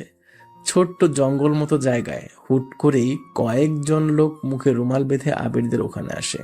আবির কিছু বোঝার আগেই সাজিদের মাথায় জোরে কেউ পেছন থেকে মারে। আবির সাজিদকে ধরতে যাবে, তখনই আরো কে একজন আবিরের মাথায় জোরে লোহার রড দিয়ে বাড়ি মারে। দুজন লোক মুখ থুবড়ে মাটিতে পড়ে যায়। কোনো সারা শব্দ নেই। মুখে রুমাল বাঁধা ছেলেগুলোর মধ্যে একজন রুমাল খুলে বলে, দোস্ত শিয়াব, দুজনেকে এখানেই মারি। এত সহজে এদের এখানে পাবো আশা করিনি। কত প্ল্যান করলাম সেই দুপুর থেকে, আর দেখা বেটাকে এখানে পেয়ে গেলাম, কিন্তু সাথে এ লোকটাকে চেনা চেনা লাগছে। আহ, বেশি কথা না বলে হাত পা বেঁধে ফেল, মুখে কালো কাপড়গুলো বেঁধে দে, ধরি নে চল গাড়িতে, তারপর দেখ না কি হয়। রাকিব ভাই ওখানে অপেক্ষা করছে। শিহাবের কথা মতো ওরা আবির আর সাজিদের মুখ বেঁধে গাড়িতে তুলে সোজা রাকিবের কাছে নিয়ে যায়। ছোট্ট একটি বাংলো বাড়ি। বাড়ির সামনে কোনো আলো নেই, চারপাশ বাইরে থেকেই অন্ধকার। মেইন দরজা খুলে কয়েকজন ছেলে ভিতরে প্রবেশ করছে। ওদের সাথে অজ্ঞান হয়ে মুখে কালো কাপড় বাঁধা দুজন ছেলে আসছে। ছোট্ট একটি ঘর, চারপাশে 3টে আলো। সিলিংয়ে একটি বড় ফ্যান ঘুরপাক খাচ্ছে তার গতিতে। ছোট্ট একটি টেবিল রাখা। টেবিলের এক প্রান্তে রাকিব কালো প্যান্ট সাদা গেঞ্জি পরে বসে আছে, মুখে সিগারেট। পেছনে ও পাশে তার অনেকগুলো ছেলে দাঁড়িয়ে আছে। থাকবেই তো, রাকিব হলো শহরের একজন মাস্তান। ওর পাওয়ার আছে, সাথে লোকও আছে। 5 জন ছেলের সাথে 2 জন কালো কাপড় পরা ছেলেদের আসতে দেখে রাকিব ঠিকঠাক হয়ে বসে। শিহাবের মুখে উত্তেজনার চাপ। বেশ তাড়াতাড়ি রাকিবের সামনে এসে একটি চেয়ার টেনে বসে বলে, ভাই এই নিন আমার বাবার চেকবুক, যত খুশি টাকার সংখ্যা বসিয়ে নিতে পারেন। ধুর পাগল, কাকে মারবি আগে তো বল। ওই যে ডান পাশে যে ছেলে যাচ্ছে ওটাকে, সামান্য একজন পাতি মাস্তান। ও লোক আমাদের ভার্সিটিতে আমার সাথে পড়ে। একদিন ব্যাটাকে টিচ করেছিলাম, তো পরে সেই ছেলেটা এই ডান পাশে থাকা ছেলেটার কথা বলে। পাতি মাস্তান নাকি সে। ভাই ওকে মারতে হবে, কেন জানি না প্রচুর রাগ উঠে আছে আমার ব্যাটার প্রতি। বুঝলাম। আর ওর সাথে কাকে আনছিস? জানি না, নেহাদের বাড়ির পাশে 2 জন গল্প করছিল, তাই ওকেও তুলে আনতে হয়েছে। যদি তাকেও মারতে চান তো মারবেন, আমার কোনো সমস্যা নেই। শালা কে? শিহাব বসা থেকে উঠে অজ্ঞান হয়ে মেঝেতে পড়ে থাকা আবিরের পেটে লাথি মারতে থাকে। শিয়াব, এত উত্তেজিত কেন? ভাই আপনি জানেন না, নেহা ওকে শিওর ভালোবাসে। আমি দেখেছি, ওকে কিছু করতেই নেহা খেপে গেছে। তাহলে টাকা দিতে হবে না, ওকে এমনিতেই মারবো, সাথে ওই ছেলেটাকেও। ভাই একটা স্টিক দেবেন, আমি একটু পিটাবো। কখনো কাউকে কোনোদিন মারিনি। নে তোরা ইচ্ছা মতো মার। আমার কাছে দে। শিহাব একটা স্টিক নিয়ে অনেক জোরেই আবিরের হাতের কবজির উপর আঘাত করে। আবির সাথে সাথে জোরে কেসে ওঠে। শিহাব আরও একটি বাড়ি দেয়। আবির মার খেয়ে শোয়া থেকে উঠে বসে হাঁটু ভাঁজ করে। কালো কাপড় দিয়ে বেশ জোরে মুখটা বাঁধা থাকায় জোরে শব্দ করতে পারে না ও। সোহেল যে সাজিদকে পেটাতে থাকে। মার খেয়ে তারও জ্ঞান ফিরে আসে। কেবল মুখ দিয়ে ওদের গোঙানির শব্দ শোনা যায়। শিহাব থাম, একেবারে মেরে ফেল, আমার সময় নেই। আজ একটা গুরুত্বপূর্ণ কাজ আছে, কেউ একজন আছে যে আমাদের উপর নজর রাখে। সো যা করতে হবে তাড়াতাড়ি। ওকে ভাই, চেকবুকে সাইন করে দিচ্ছি। না লাগবে না, বেটাদের মুখ থেকে কাপড়গুলো খোল, দেখি কেমন দেখতে। ওদের ভয়ার্ত মুখটা না দেখলে ভালো লাগছে না। শিহাব এগিয়ে যায় ওদের কাছে। রাকিব আবারও থামিয়ে দিয়ে বলে, শোন, কাপড়গুলো সরানোর আগে বলে দে যেন হাতে পায়ে না পড়তে। এগুলো আমার একদমই ভালো লাগে না। মাঝে মাঝে মারতে ইচ্ছা করে, কিন্তু মারতে পারি না। সাজিদ একটু হাসার চেষ্টা করে। রাকিব হুট করেই এমন শব্দ শুনে অবাক হয়। রাকিব ঠিকই বুঝতে পেরেছে আবিরের পাশে যে অন্য একজন বসে আছে সে হাসছে। রাকিব শিহাবকে থামায়, তারপর বলে, ওই তুই হাসলি কেন? শিহাব তোরা শুনি তো ওই ছেলেটা হেসেছে। হাসি পাচ্ছে এটা ভেবেই কে কার পায়ে পড়ে শেষে সেটা দেখার মতো কেউ এখানে থাকবে কিনা কে জানে। সাজিদ কোনো রকমের দম নিয়ে চাপা গলায় হাঁপাতে হাঁপাতে থেমে থেমে কথাগুলো বলে। রাকিব বসা থেকে উঠে দাঁড়ায়। আশেপাশে সবাই অবাক হয়, কারণ এতদিন অবধি এখানে যাদেরকে রাকিব মারার জন্য এনেছে সবাই প্রায় পালানোর জন্য বা বাঁচার জন্য রাকিবের পায়ে ধরে কান্না করত। কিন্তু আজকের ব্যাপারটা অন্যরকম। আজকে যাদেরকে তুলে এনেছে তারাই উল্টো ভয় পাইয়ে দিচ্ছে। রাকিব এসে সাজিদের বুকে জোরে লাথি দেয়। সাজিদ যে ছিটকে পড়ে, মুখের বাঁধনটা তখন হালকা হয়ে যায়। পরে যে তাৎক্ষণিক উঠে বসে শব্দ করে হাসি দিয়ে বলে, খারাপ না, একটু লেগেছে তবে শক্ত আছি। সময় থাকতে যেভাবে এনেছি সেভাবে রেখে আয়, না হলে বললাম তো পায়ে ধরে মাপ চাওয়ার সুযোগ পাবি না। ওই কে তুই? তোরে তো সাহস হয় কি করে? শালা আমাদের কাছে পিস্তল আছে, ধরবো আর মারবো। কয়েক সেকেন্ডের মধ্যেই সব ঠান্ডা হয়ে যাবে। হা হা, শোন তোর বাপ আয়া। হা হা। সাজিদের কথা শুনে শিহাব এসে পেটাতে থাকে। রাকিব শিহাবকে থামিয়ে দিয়ে বলে, ওই শালাদের কপালে গুলি করব, আগে ওদের দেখি কোন বাপ এসেছে। লাশগুলো রাস্তার পাশে ফেলে আসবি, রোজ কুকুর এসে খাবলে খেয়ে যাবে। আরিফ, খুলে দে। শিহাব রাকিবের পাশে যেয়ে দাঁড়ায়। আরিফ ধীর পায়ে এগিয়ে এসে প্রথমেই সাজিদের মুখ থেকে কাপড় খুলে দেয়। সবাই ওদের দিকে তাকিয়ে আছে। রাকিব হা হয়ে যায়। সাজিদের মাথা থেকে তাজা রক্তের ফোঁটা কপাল বেয়ে পড়ছে। শিহাব হক স্টিক দিয়ে সাজিদকে মারতে যাবে, তখনই রাকিব চিৎকার দিয়ে উঠে শিহাবকে থামায়। ওই দাঁড়া ভাইয়া, আপনি? ভাইয়া সরি, আমার ভুল হয়ে গেছে ভাইয়া, ওরাও ভুল করেছে, আসলে আপনাকে চিনতে পারিনি, কিন্তু ওরা আপনাকে কিভাবে আনলো বুঝতে পারছি না। ভাই, এসব কি বলছেন? কুত্তার বাচ্চাদের এখনই মেরে দিন। ওই শালা, তুই কাদের তুলে আনছিস? কেন? ওর মুখের কাপড় খুলে দে। রাকিবের কথা শুনে সবাই অবাক হলেও চুপচাপ সাজিদের পাশে থাকা ছেলেটার মুখের উপর থেকে কাপড়টা সরিয়ে দেয় সোহেল। ঘাড় নিচু করে হাত বাঁধা অবস্থায় বসে আছে ছেলেটা। রাকিব দাঁড়িয়ে থাকায় মুখটা ঠিক দেখতে পারছে না। সবাই উৎসুক হয়ে মাথা নিচু করে থাকা ছেলেটার দিকে তাকিয়ে থাকে। মাথা নিচু করে থাকা ছেলেটা খুব ধীরে ধীরে ঘাড় সোজা করে মুখ উপরে তুলে থাকে। যখন মুখ উপরে তোলে, চোখ মেলে তাকিয়ে মুচকি হাসতে থাকে। তখন রাকিব যেন ছিটকে দূরে সরে যায়। শিহাব, সোহেল আর আরিফ রাকিবের দিকে অবাক চোখে তাকিয়ে থাকে। শিহাব প্রশ্ন করে, ভাই, কি হয়েছে? এইভাবে সরে গেলেন কেন? ভাই, মারেন ওদেরকে, আজ বুঝিয়ে দিন ওদের আপনি কতটা ভয়ঙ্কর। রাকিব শিহাবের গালে এসে কষে চড় দেয়। রাকিবের এমন আচরণে অনেকেই অবাক হয়। সবাই জানে এখানে রাকিবই সব, তাই রাকিবের এমন আচরণে সবাই অবাক হয়। শিহাব গালে হাত দিয়ে রাকিবের দিকে তাকিয়ে থাকে। রাকিব সাথে সাথে হাঁটু ভাঁজ করে ওদের সামনে বসে মাথা নিলয়, আমি জানি তোর কাছে ভুলের কোনো ক্ষমা নেই। তুই যেটা করিস তা ভেবেই করিস। তোর কাছে শত্রুরা কখনো বেঁচে থাকে না। তোর কাছে ভুল করলে তাই দ্বিতীয়বার কোনো সুযোগ দিস না। তুই শিখেছিলি এখানে কোনো ভুলের পরের সুযোগ থাকে না।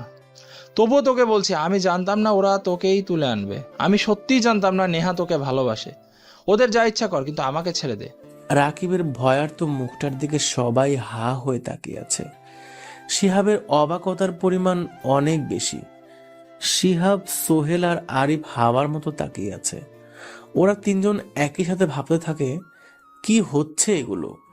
এমন একটা পাতি মাস্তান নাদান মার্কা ছেলের কাছে রাকিবের মতো একজন মাস্তান কিভাবে মাথা নিচু করে বসে মিনমিন করে? আবিরের মতো খ্যাত ছেলের কাছে উনি কেন চুপ হয়ে গেল? কি হয়েছে ওনার? ভাই, আপনি এমন কেন করছেন? এই সামান্য একটা হাদামার্কা ছেলের কাছে আপনি এমন বিহেভ করছেন কেন? শিহাবের কথা শুনে রাকিব রাগে চোখে তাকায়। তারপর কিছুক্ষণ চুপ থেকে শিহাবকে বলে, সাজিদ ভাইকে চিনিস? শহরের মেয়র, আর তার থেকে বড় কথা সে নিলয়ের বন্ধু। নিলয়কে চিনিস? নাম শুনেছিস কখনো? দেখেছিস তাকে?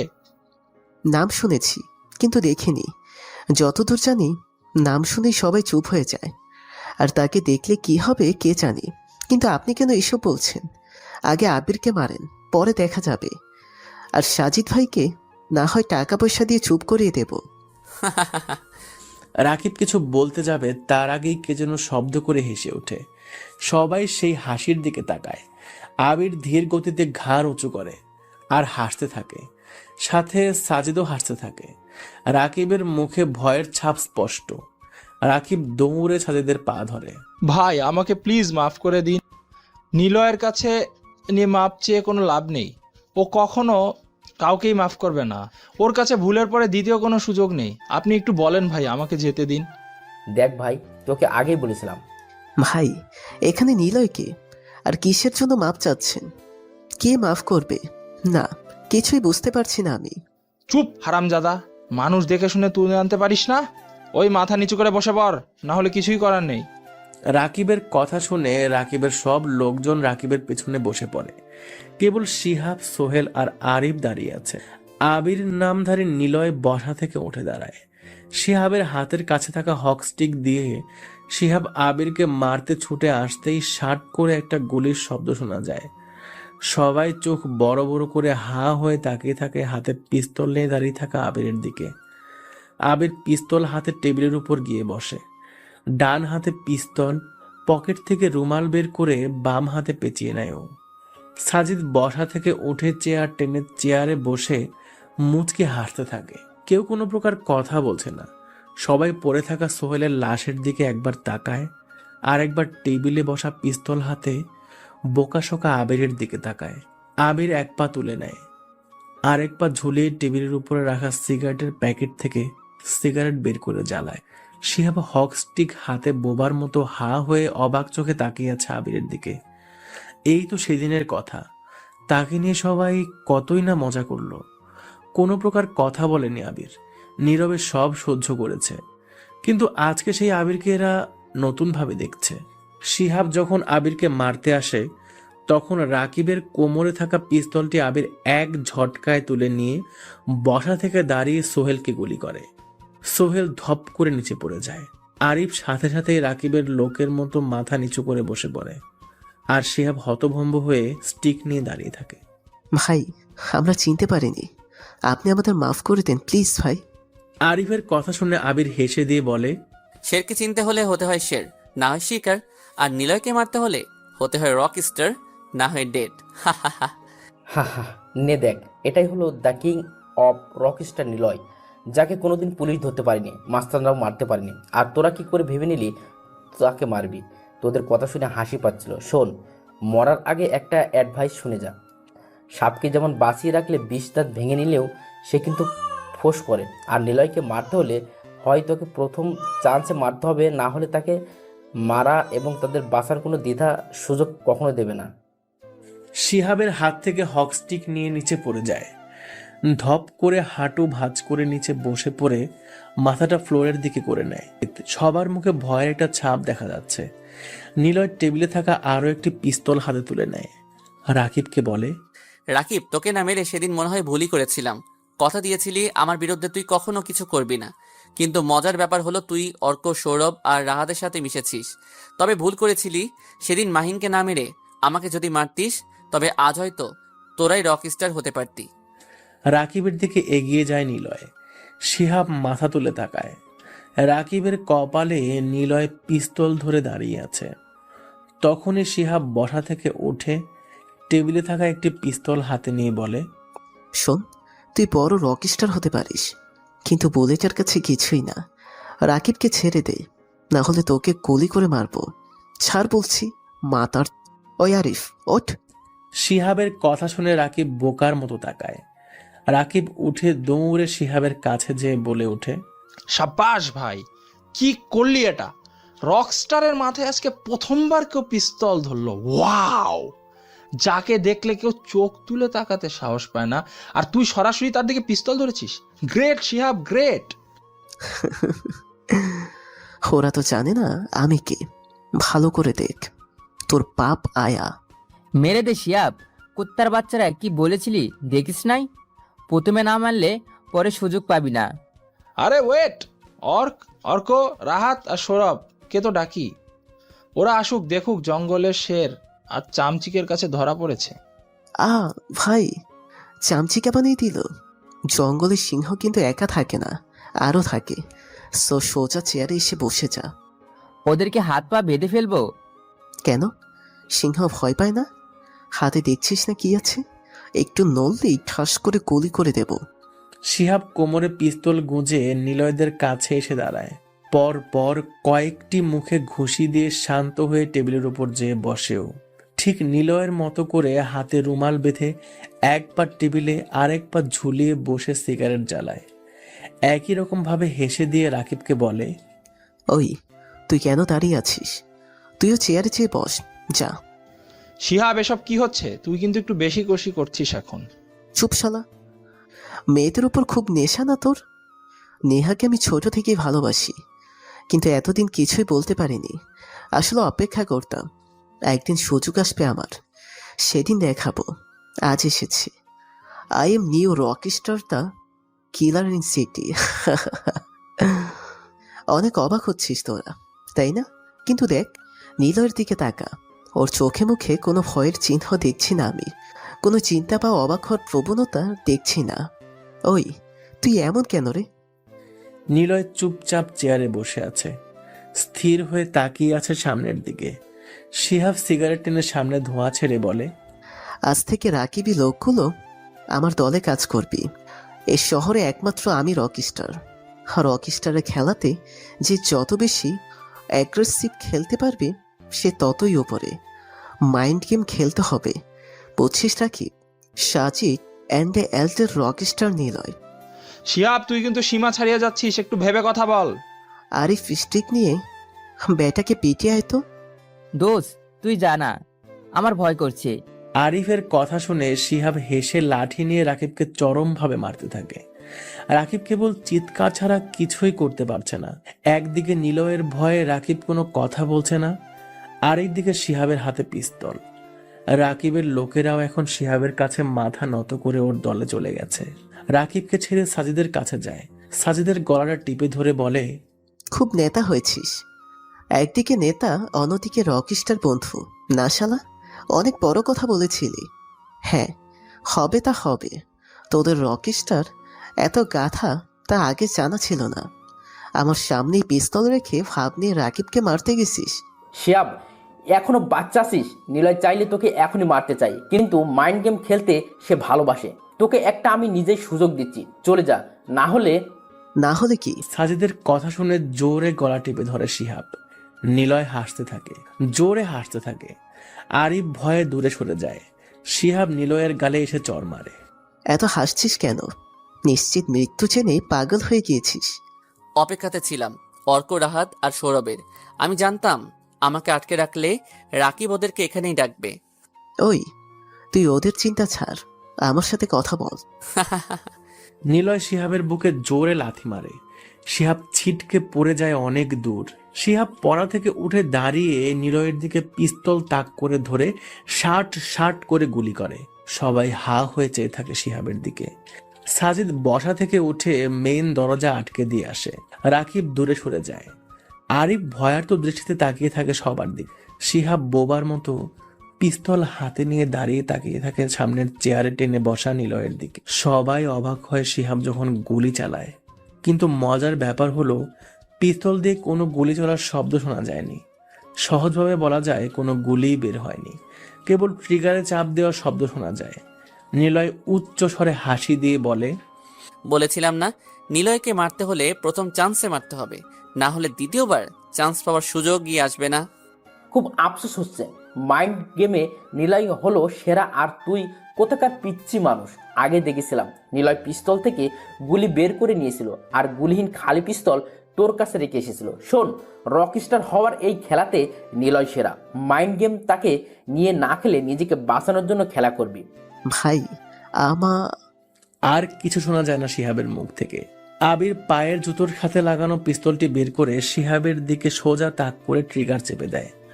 কয়েক হাত দূরত্বে থাকা স্থির দেহটার কপাল বরাবর গরম বুলেট এপাশ ভেদ করে ওপাশে চলে যায়। কেবল ধপ করে শিহাবের নিথর দেহটি নিচে পড়ে যাওয়ার শব্দটা আত্মচিৎকারে হারিয়ে যায়। তারপর আরো দুটো গুলি চলে। রাকিবের দেহটি বাম পাশে আর আরিফের শিহাবের পাশে গিয়ে পড়ে। পুরো ঘটাতে এখন পুরো নীরবতা ভর করেছে। কেবল শোনা যাচ্ছে উপরে বেশি গতিতে চলা সিলিং ফ্যানের শাঁ শব্দ। হলদে আলোর রেখা ফুটে উঠেছে লাল তাজা রক্তের উপর। রাকিবের সাথে থাকা লোকজনগুলো মাথা নিচু করে বসে থাকে। কোনো প্রকার তারা কথা বলেনি। নিলয় একটু জোরে হেসে দেয়। সাজিদ জানে নিলয়কে এখন থামানো যাবে না, কিছুক্ষণ পাগলামি করবেও। সাজিদ, রাকিবের রকস্টার কাপড়গুলো নিয়ে আয়। কেন? দেখ খুঁজে কোথায় আছে। সাজিদ কাপড়গুলো এনে দেয় নিলয়ের কাছে। নিলয় তা একে একে পরে নেয়। মুখে মাস্ক পরতে যাবে, তখনই দরজার কাছে শব্দ শুনতে পায় ওরা। রাকিব, দরজা খোলো, আমরা আসছি, তাড়াতাড়ি খোলো। সাজিদ নিলয়ের হাত থেকে পিস্তলটি কেড়ে নিয়ে দরজার দিকে এগিয়ে যাবে। তখনই নিলয় বলে, তো উত্তেজিত হওয়ার কিছু নেই সাজিদ। নিলয়, তুই জানিস না ফারহার কতটা কষ্ট হয়েছিল। এই অর্কি না ওর পিঠে ছুরি মেরেছিল পিছন থেকে। আমার বাম হাতের কবজির ওপরে এখনো কাটা দাগ রাহাতের দেওয়া আছে। আমি ওদের এখনই মারবো। নিলয়, তুই আমাকে আটকিয়ে রাখিস না। সব মনে আছে রে, সৌরভ, রাহাত আর অর্কের সেই মুখ আমি আজও ভুলিনি। তবে এত সহজে তো সব শেষ করতে নেই, শান্ত থাক। পারছি না আমি, তোর মতো আমি শান্ত থাকতে পারবো না। সব রকম বিপদের সময় তুই এরকম ঠান্ডা কেন থাকিস? তোকে ভাইলেন্স হতে দেখিনি কখনো। অর্কিদের সেদিন তো মারতে পারতাম, চাইলে এতদিনও মারতে পারতাম, কিন্তু তুই চুপ হয়েছিলি। হ্যাঁ ছিলাম, কারণ এই খেলাতে যে যত মাথা গরম করে সে তত তাড়াতাড়ি চলে যায়। দেখ তোর পাশে শিহাব, রাকিবের লাশ পড়ে আছে। শোন, যা বলছি কর, ঘরের লাইটগুলো অফ করে দে। তার আগে চেয়ার এনে আমাকে বসিয়ে দে। রক্তগুলো আমার বুকে লাগিয়ে রেখে তুই দরজা খুলে আড়ালে থাক। এটা করে কি হবে? মজা হবে। The play of Rockstar, lead বই মি। অর্ক, রাহাত আর সৌরভ ঘরে প্রবেশ করে।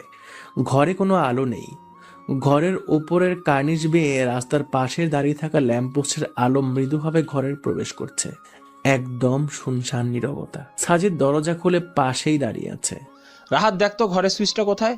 রাকিব, রাকিব, কোথায় তুই? অর্ক রাকিবকে ডাকতে ডাকতে এগিয়ে আসে।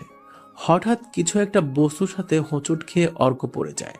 হাতে আর মুখে কেমন তরল পদার্থ লেগে চ্যাটচ্যাটে একটা ভাব অনুভব করে ও। কি হলো আর এভাবে পড়ে গেলি কেন? জানি না রে, এখানে ঝামেলা আছে, চল কেটে পড়ি। রাকিব, কোথায় তুই? এভাবে আমাদের ডেকে কি লুকোচুরি খেলছিস? শালা বেরিয়ে আয়, না হলে তোর কিন্তু খবর আছে। আর কই তুই? দোস্ত, সত্যিই মনে হচ্ছে কিছু একটা হয়েছে, গায়ে কি সব লেগে গেছে, চল পালাই। কথাগুলো বলে অর্ক দরজার দিকে তাকাতেই দরজা বন্ধ হয়ে গেল। অর্ক একটু চিৎকার দিয়ে বলে, কে কে কে কে দরজা বন্ধ করলো? রাকিব, তুই মজা করছিস তাই না? রাহাত হাতে পিস্তল নিয়ে সামনে গুলি করতে থাক, ব্যাটা ঠিকই বের হবে। গুলি করতে যাবে তখনই ঘরে আলো জ্বেলে ওঠে। ওরা তিনজন দরজার দিকে তাকিয়ে আছে। সাজিদ ওদের পেছনে অনেক দূরেই দাঁড়িয়ে আছে। এটা কি? রাহাত চিৎকার করে ওঠে। অর্কের গায়ে রক্তের দাগ, হাতে মুখেও লেগে আছে। ওরা তাড়াতাড়ি পেছনে ঘোরে, তাকিয়ে দেখে একদিকে কাত হয়ে নিলয় চেয়ারে বসে আছে। বুকে রক্তের চিহ্ন টপ টপ করে নিচে পড়ছে। পাশে রাকিব আর আরো কয়েকজনের লাশ দেখতে পায় ওরা। আরে মামা, তাকে দেখছিস রকস্টার কিভাবে বসে আছে? মনে হচ্ছে তো মরে গেছে। কাছে যাস না, শালাকে দিয়ে কোনো বিশ্বাস নেই। কিন্তু ওকে কে মারলো? রাকিবও তো মরে পড়ে আছে, তাহলে কে মেরেছে ওকে? আমি। ওরা চমকে ওঠে। হঠাৎ কারো গলার শব্দ শুনে ওরা চারপাশ দেখতে থাকে। পেছন থেকে সাজিদকে হাতে পিস্তল নিয়ে বের হতে দেখে ওরা। সাজিদ ভাই, আপনি? কেন? কাকে আশা করছিলি?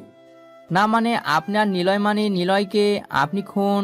ধুর, কিছুই বুঝতে পারছি না। এত বুঝে কি হবে? তবে শোন, তোরা এখান থেকে 3 বছর আগে যা করছিলি সেটা ঠিক করছিলি। শালা নিলয়দের মারছিলি, ভালোই করছিলি। এতদিন বুঝেছি ও একটা হারামি, নিজের অনেক বড় কিছু ভাবেও। দিয়েছি আজ সবগুলোকে এখানে শুইয়ে। কি মানে আপনিও নিলয়ের সাথে বেমানি করেছেন? গ্রেট ভাই, গ্রেট ভাই। মনে আছে আমাকে একটা সামান্য কারণে চর মেরেছিল? আপনার গার্লফ্রেন্ডের হাত ধরেছিলাম বলে নিলয় আমাকে মেরেছিল। খুব রাগ হয়েছিল, তাই মনে হয়েছিল শালাকে সেদিন মেরে দিই। তুই হাত ধরিস নাই, আরো বেশি কিছুদিন করছিলি। আচ্ছা বাদ দে, নে ধর, গুলি কর। কাকে? নিলয়কে কোনো রাগ নেই তোর? লাশের উপরে গুলি কর, কোনো ব্যাপার না।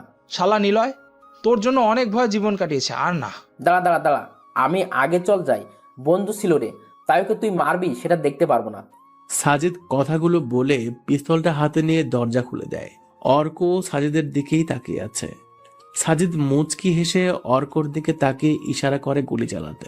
অর্ক ট্রিগার চাপ দিতেই অর্কর কান ঘেঁষে একটা স্নাইপারের গুলি বেরিয়ে যায় আর সোজা যেয়ে রাহাতের ডান কাঁধ বরাবর লাগে। রাহাত ছিটকে পড়ে যায়। অর্ক আর সৌরভ ভয় লাফিয়ে ওঠে। অর্কের হাতে থাকা পিস্তলে কোনো গুলিই ছিল না, এজন্য ট্রিগারে চাপ দিয়েও চেয়ার বসে থাকা নিলয়ের গায়ে গুলি লাগেনি। অন্যদিকে সৌরভ আর অর্ক পেছন ফিরতেই অবাক আর ভয়ার্থ দৃষ্টিতে তাকিয়ে আছে। আশরাফ, হাসান, সায়ান আর সাকিবের সাথে সাজিদও ধীর পায়ে এগিয়ে আসে। ওদের চারজনের গায়ে রকস্টার পোশাক, কালো লম্বা কোট, মুখে মাস্ক, সাথে লম্বা টুপি। সাজিদের হাতে স্নাইপার গান। রাহাত মাটিতে পড়ে আত্মচিৎকার করতে থাকে, বারবার বলতে থাকে,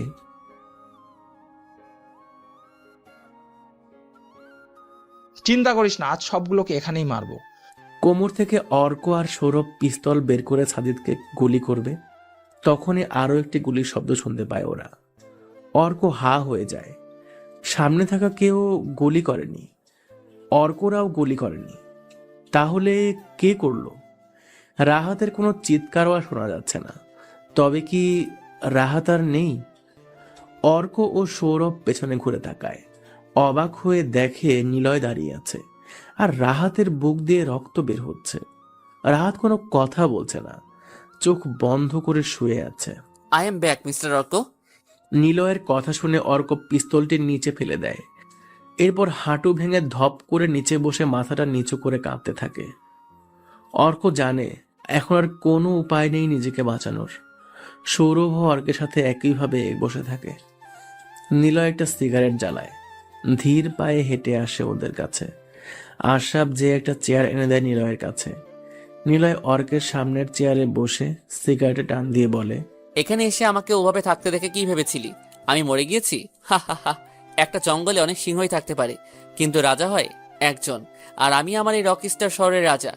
রাজা অসুস্থ হয়ে থাকলেও তাকে সবাই ভয় পায়। খুব কষ্ট হচ্ছে? ভয় করছে? খারাপ লাগছে? হা হা হা। আমারও অনেক কষ্ট হয়েছিল ফারাকে যখন মেরেছিলি, আমাকে যখন গুলি করেছিলি। জানিস ফারা আর সাজিদ আমার সবকিছু, তবু তোরা কেন এমন করেছিলি? তোরাও কি আমার কাছে শত্রু হয়েছিলি? জানিস অর্ক, আমি কেন রকস্টার? যখন ক্লাস 5-এ পড়তাম তখন জেনেছিলাম আমি আমার বাবা মায়ের বিয়ে ছাড়াই একটা অবৈধ সন্তান। মা তোর বুড়ো বাপের কাছে আমাকে রেখে মরে যায়, তিনিও কদিন পর চলে যান। হয়ে যায় একা, খুব একা, যেখানে থাকতো না কোনো সুখ, থাকতো না কোনো বড়লোক বাবার টাকায় চলা আনন্দ। নানুর জায়গা থেকে মায়ের বড় বোন তাড়িয়ে দেয়। খুব ছোট ছিলাম, কি করব আমি? রাস্তার পাশে অনেক রাতে বসে বসে কাঁদছি। হঠাৎ কারো কোমল হাত আমার মাথায় এসে পড়ে।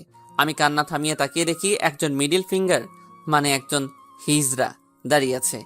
কি রে, তুই কাঁদছিস কেন? আর এত রাতে এখানে বসে কি করছিস? জায়গাটা ভালো না। তোর মা বাপ কই? আমার কেউ নেই, আজ দুপুর থেকে না খেয়ে আছি। অনেক জায়গায় খাবার চাইছি কিন্তু আমাকে কেউ খেতে দেয়নি। সন্ধ্যার সময় এক দোকান থেকে রুটি নিয়ে দৌড় মারছিলাম বলে তারা আমাকে ধরে অনেক মারছে। এই যে দেখুন, পিঠে মায়ের অনেক দাগ পড়ে আছে মা। আচ্ছা মা, মানুষকে এভাবে কেন মারে? আমারে একটা রুটি দিলে কি হতো? সব তো নেয়নি, প্যাকেটে মাত্র 2টা রুটি পড়েছিল। তুই আমাকে মা বললি? হাহা, ওই ছেলে শরমের কথা কইলি কেন? সি সি, আমি মা হইব কেমনি? যাহ পোলা, হাসাইলি আমারে। কাজল রে তুই হাসাইলি। ওই শিমুল, দেখছস বাচ্চা পোলাটা আমারে কি কয়? ধুর বেডি, তোর নামখানা তো বোঝাই যায় না। ছেলেদের রাখতে দেখেছি, আবার মাইয়াদেরও রাখতে দেখছি।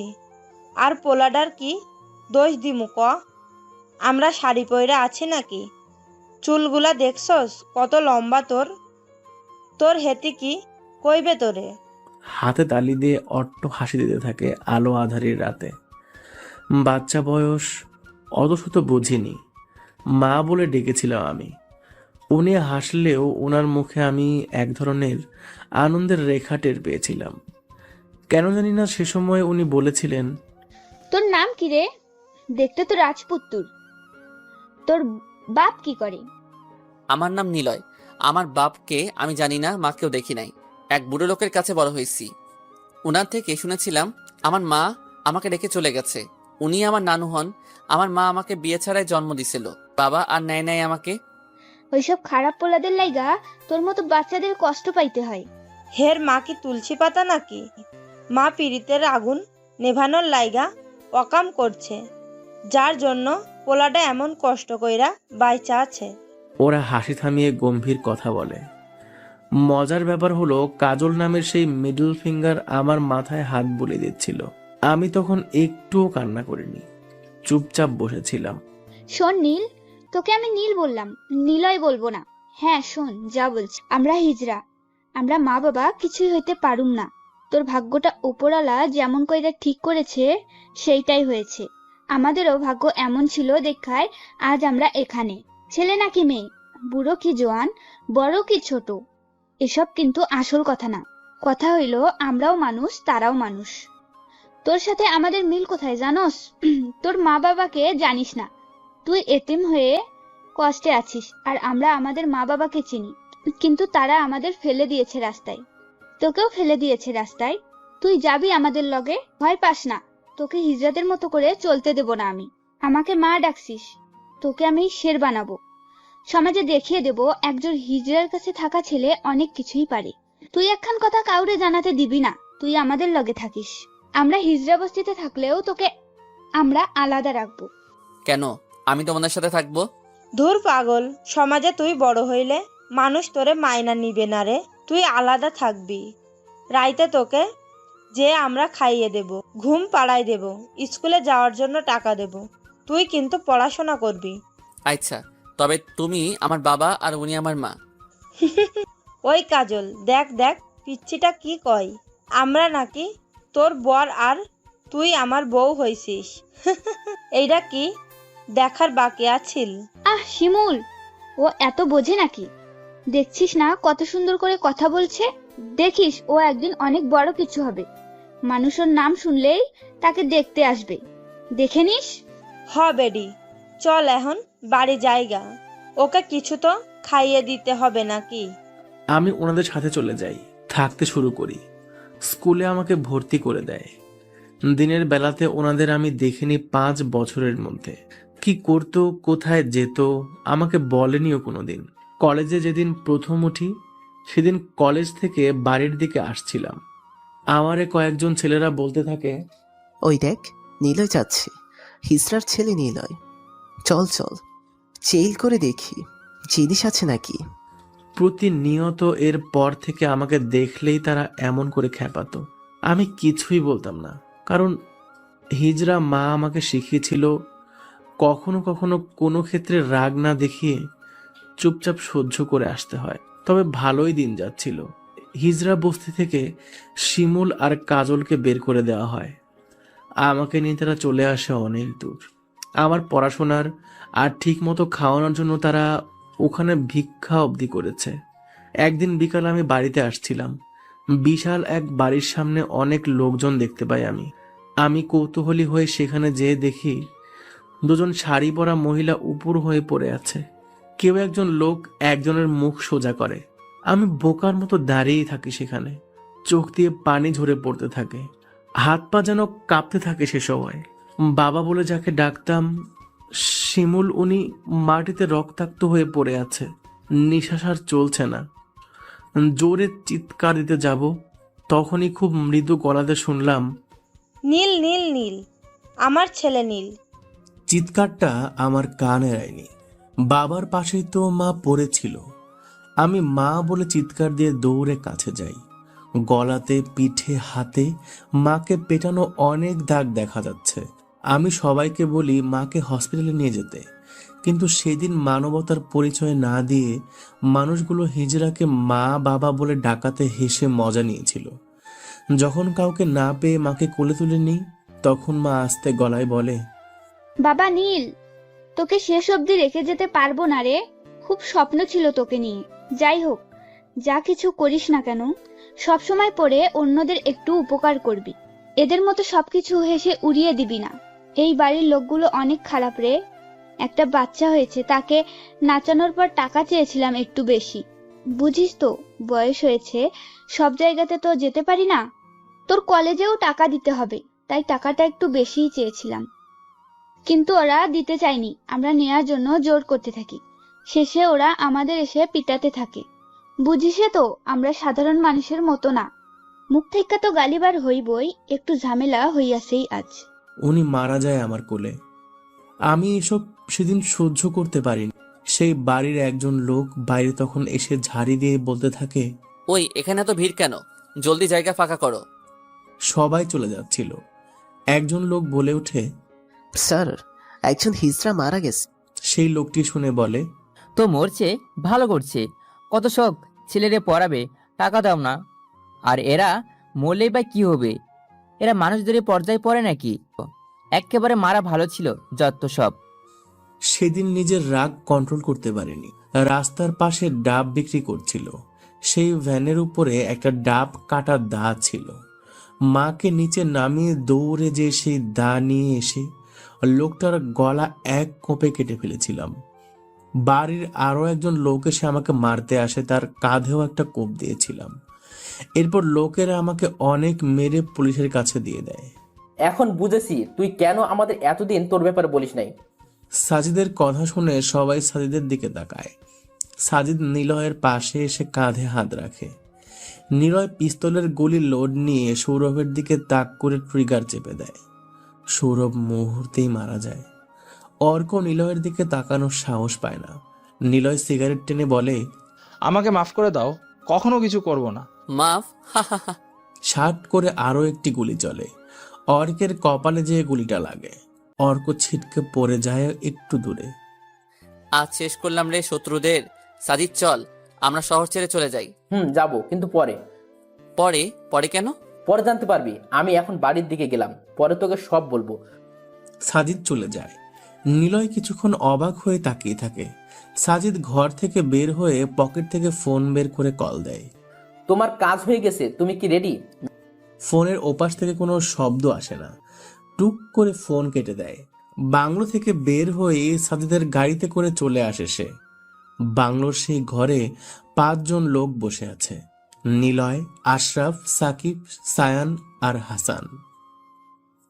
না, কেউ কোথাও যাবে না। মেইলি একটা কণ্ঠস্বর কারো কান এড়ায় না। দরজার দিকে তাকিয়ে সবাই হা হয়ে যায়। বোকার মতো তাকিয়ে থাকে সেদিকে। এতটা শকড কেউ হয়নি কখনো। কতগুলো পুলিশ অফিসারের সাথে আরো কয়েকজন লোক এক এক করে রুমে প্রবেশ করছে। সবার আগে যে আসছে তাকে দেখে নিলয়রা অবাক হয়। আশরাফ বলে ওঠে, ইয়েস, নিশি, সিআইডি অফিসার নিশি। মানে আপনি সিআইডি অফিসার? এখন সব মুখ থেকে মাস্কগুলো খুলে ফেলুন, না হলে পুলিশ সব থেকে এমনভাবে ছড়িয়ে আছে, কোনো চান্স নেই এখান থেকে পালানোর। নিশি চেয়ারে বসে থাকা নিলয়ের দিকে তাকায়। নিলয় হাসছে। নিশি অবাক হলেও তা প্রকাশ করে না। নিশি নিলয়ের ব্যাপারে অনেক স্টাডি করেছে। যে কোনো পরিস্থিতিতে সে শান্ত থাকবে, এটাই তার স্বভাব। কিন্তু নিশি এখনো অবধি নিলয়কে দেখেনি। নিশির অনেক দিনের ইচ্ছে নিলয়কে সরাসরি দেখবে, কিন্তু এতদিনে সে কখনোই এমন সুযোগ পায়নি। আজ পেয়েছে তাকে দেখার এবং পুলিশের হাতে তুলে দেওয়ার। মিস্টার নিলয়, হাসছেন কেন আপনি? পালিয়ে তো যায় বিড়ালরা, রকস্টার কখনো পালিয়ে যায় না। দেখুন, মুখ থেকে মাস্ক সরান আর আমাদের কাছে ধরা দিন নিজে থেকেই, না হলে এর ফল কিন্তু ভালো হবে না। সবাই আপনার দিকে বন্দুক তাক করে আছে, কোনো রকম চালাকি করলে বুঝতেই পারছেন কি হতে পারে। কিছুই হবে না, সব ডিপার্টমেন্টে বলা আছে নিলয়কে মৃত নয় জীবিত ধরতে। নিশি অবাক হয়। মাহফুজ স্যারের কথা ওর মনে পড়ে যায়। যখন তাকে এখানে পাঠানো হয়েছিল, মাহফুজ স্যার বলেছিল যেভাবেই হোক নিলয় যেন জীবিত থাকে আর ওকে জীবিত ভাবেই ধরতে হবে। কিন্তু নিলয় এসব জানে কি করে? আমি চাইলেই আপনাকে গুলি করতে পারি। পারবেন না। আপনি আমাকে চিনেন না মিস্টার রকস্টার? আবিরকে তো চিনি, আমার একজন লোক ওর পিছনে লেগে আছে। আমি এখান থেকে না গেলে আবিরকে মেরে ফেলা হবে। নিশির বুকটা ধক করে ওঠে। কেমন যেন অন্যরকম অনুভূতি হতে থাকে ওর। আবিরের হাসি হাসি মুখটা ওর চোখে ভাসতে থাকে। কেমন যেন এলোমেলো লাগে ওর। বিশ্বাস হচ্ছে না তো? আচ্ছা ওয়েট। না না, ওকে কিচ্ছু করবেন না। ম্যাম, কি করছেন? ওকে মেরে ফেলেন। নিলয় পকেট কোমর থেকে পিস্তল বের করতেই নিশি একটু পিছিয়ে যায়। কারণ নিশি জানে নিলয় একবার পিস্তল বের করলে এটা থেকে কিছু না করা অবধি সে থামবে না। কি করছেন আপনি? নিলয় কোনো কথা বলে না। ঘরের আলোর দিকে তাক করেই শার্ট করে একটা গুলি করে। নিশিও সোজা গুলি করে। অন্ধকারে কে যেন বলে ওঠে, ভাইয়া! পুরো ঘর অন্ধকারে ছেয়ে আছে। নিশি বারবার চিৎকার করে বলতে থাকে, please don't fire, please don't fire. আলোপূর্ণ ঘরটা অন্ধকারে একদমই ছেয়ে গেছে। নিশির বুকটা ধক করে ওঠে, কারণ ওদের মধ্যে কে একজন ভাইয়া বলে চিৎকার করে ওঠে। তবে কি নিশির চালানো গুলিটা নিলয়ের লেগেছে? যে চিৎকার করে উঠেছিল তার ভয়েসটা আর্তনাদের মতো ছিল না, যন্ত্রণাদায়ক ছিল না। তাহলে কি নিলয়ের লেগেছে? নিশি এসব ভাবতে ভাবতে প্রায় সব পুলিশ ঘরে টর্চ নিয়ে প্রবেশ করে। টর্চের আলোয় নিশি দেখে সেখানে কেউ নেই, কেবল পড়ে আছে অনেকগুলো লাশ। কিন্তু সেগুলো নিলয় বা ওর সাথে থাকা কারো না। কিন্তু নিলয় যে চেয়ারে বসেছিল সেখানে একটা মাস্ক খুব গোছালো অবস্থায় রাখা আছে। নিশি সবাইকে শান্ত হতে বলে ধীর পায়ে এগিয়ে মাস্কটা হাতে নেয়। নিলয়ের মুখে থাকা মাস্ক এটা। তার মানে নিশির সাথে কি তবে নিলয়ের মাইন্ড গেম শুরু হবে?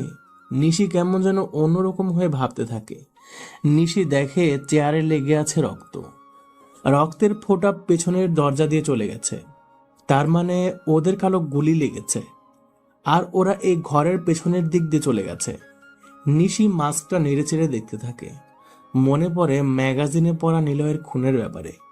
ও যাদেরকে মারতো তাদের লাশের পাশে ওর রেখে আসা মাস্ক গোছালোভাবে রাখা থাকতো। ম্যাম, ওরা বেশি দূরে যায়নি, চলুন পিছু নিই। না থাক, মাঝে মাঝে জঙ্গলের সেরও পালিয়ে যায়, তার মানে এই নয় যে তার হিংস্র কমে যাবে। এখানে ওরা 5 জন থাকলেও ওদের আরও লোক আমাদের উপরেই নজর রেখেছিল। যদি কিছু করতাম তবে হয়তো আমরা এখান থেকে বেঁচে ফিরতে পারতাম না। কিন্তু এটা ভাবছি আমি, নিলয় চাইলে তো আমাকে মারতে পারতো, সবাইকেই মারতে পারতো, তাহলে কেন সেটা করেনি? হয়তো আমরা সংখ্যায় বেশি ছিলাম আর আমাদের কাছে অস্ত্র ছিল বেশি। না শাহেদ, নিলয়কে আপনি চেনেন না তাহলে। ওর কাছে এটা কোনো ব্যাপার না। ও চাইলে ওদের লোক আমাদের স্প্লাই দিয়ে দূর থেকে মেরে দিতে পারত। আর ও যেখানে মিশনে যাক না কেন, সেই জায়গা কিংবা ওর সাথে যা হবে না কেন, সব কিছুই উপরে প্ল্যান করে সে যায়। যতটা সহজ ওকে ভাববেন সে ততই কঠিন। ও ঠিক বলেছিল, আবিরের উপরে ওর লোক লেগে আছে। আপনি চাইলে আপনার বাসায় ফোন দিয়ে দেখুন, বাড়ির মানুষেরাই বলবে কয়েকজন লোক আপনাদের আটক করে রেখেছিল। আচ্ছা ম্যাম, আপনি ঠিক ছিলেন। 2 জন লোক আমার বাসায় আমার মা বাবা ওয়াইফের ওপর পিস্তল নিয়ে বসেছিল। তার মানে ম্যাম, আমরা ভাবছিলাম নিলয় আমাদের কাছে বন্দি, কিন্তু কি হলো, উল্টো আমরাই বন্দি হয়ে গেছি। নিলয় যাওয়ার পর বাড়ি থেকে অস্ত্রধারীরাও চলে গেছে। ওরা মুখও দেখেনি, মাস্ক পরা ছিল। নিশি কিছু বলতে যেও বলে না, কেবল মাস্কটা হাতে নিয়ে ভাবতে থাকে, বাল্বে গুলি না করে যদি সে আমার বুকে গুলি করত। সে চাইলেই তো পারত, ভয়ে কোনো অফিসারই তো আর এগিয়ে আসতো না। নিলয় চাইলেও তো আমাকে মেরে চলে যেতে পারত, কিন্তু এভাবে কেন গেল? আমি তো ভয় পেয়ে ফায়ার করেছিলাম। গুলিটাও বা কার লাগলো? যদি নিলয়ের লাগে তাহলে আবিরকে তো মেরে ফেলবে। না না, এসব কি ভাবছি? আবিরকে মারবে কেন? ওকে মারলেও বা আমার কি? ধুর, কি হচ্ছে আমার সাথে? ভাইয়া, শফিক সাহেবের বাড়ির সামনে চলে এসেছি। নিলয়ের গাড়ি শফিক সাহেবের বাড়ির সামনে এসে থেমেছে। নিশি যে গুলিটা চালিয়েছিল সেটা নিলয়ের বাম হাতে এসে লাগে। একেবারে ডক্টর দেখিয়ে নিলয়কে শফিক সাহেবের বাড়ির সামনে নিয়ে এসেছে ওরা। এখন অনেক রাত, সবাই ঘুমিয়েছে। শফিক সাহেব এসবের কিছুই জানেন না। সারাটা রাস্তা নিলয় কোনো কথা বলেনি, কেবল একটা বিষয় ভেবেই চলেছে। সাজিদ এখান থেকে যাওয়ার পরই পুলিশ চলে আসে। সাজিদ কেন তাড়াতাড়ি বের হয়ে চলে গেল? কি হয়েছে ওর? নিশি কি সাজিদের পরিচিত? কেমন পরিচিত? আবিরের নাম বলতেই নিশি চুপ হয়ে যায়। ওর চোখে মুখে আবিরের প্রতি আমি অনুভূতি দেখেছি। তাহলে সাজিদের সাথে কিসের সম্পর্ক ওর? সাজিদের ফোনেও তো অনেকবার কল করেছি, ওর ফোন অফ। কেন এমন হচ্ছে? কিছু একটা নিশ্চয়ই হয়েছে। তোর এখনই যা, কেউ দেখলে সমস্যা আছে। তোদের বললাম একেবারে বাড়ির সামনে আসিস না। তুমি কি যেতে পারবে? নিলয় গাড়ি থেকে নামে। নেহা তখনও জেগে আছে। চিলেকোঠার ঘরটাতে সে আজ অনেকবার গিয়েছে। ঘরটা আগের মতো বন্ধ করে দেবে, তাই নিলয়ের সবকিছু গুছিয়ে সে নেহার পাশের রুমে শিফট করার ব্যবস্থা করেছে। শফিক সাহেবের বারণ করা সত্ত্বেও নেহা নিলয়ের ঘরে যা কিছু ছিল সব কিছু বের করে এনেছে।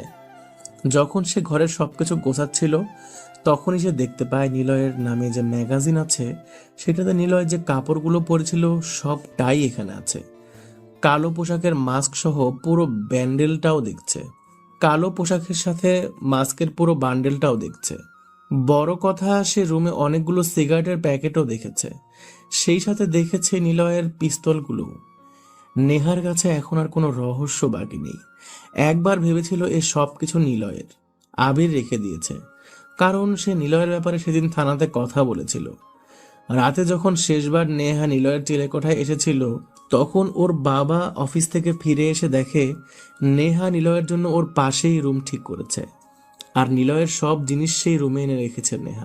শফিক সাহেব তখন দৌড়ে চিলেকোঠার ঘরে আসতেই ভুলবশত তিনি বলে ওঠেন, নেহা, তুমি নিলয়ের ঘরে কি করছিস? তখনই নেহার কাছে সব কিছু ক্লিয়ার হয়ে যায়।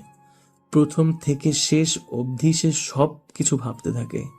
আবির নামধারী নিলয় তাহলে আমাদের বাসায় থাকে, যে কিনা কিং অফ দ্য রকস্টার। পুরো প্রশাসন ওর পেছনে পড়ে আছে। ক্যাম্পাসে প্রথম ওর আগমনের কথা, বাড়িতে যেদিন বাবা এনেছিল সেদিন ওর প্রতি কি খারাপ ব্যবহারটাই না আমি করেছিলাম। কিন্তু নিলয় কেন এভাবে আমাদের বাসায় থাকবে? কেনই বা বাবা তাকে এভাবে এনেছে? একজন রকস্টারের সাথে আমার বাবার কি খাতির থাকতে পারে? কেন এতদিন সে আমাকে বলেনি? আর বড় কথা, আমি কি তাকে এখনো ভালোবাসি? বেলকনিতে দাঁড়িয়ে সেই সন্ধে রাত অবধি নেহা নিলয়কে নিয়ে অনেক ভেবেছে। তার ম্যাগাজিন সব পড়েছে। নিলয়ের তেমন খারাপ দিক নেহা পায়নি। মাস্তান হিসেবে নিলয়ের কেন আগমন হয় সেটা কেউ জানে না।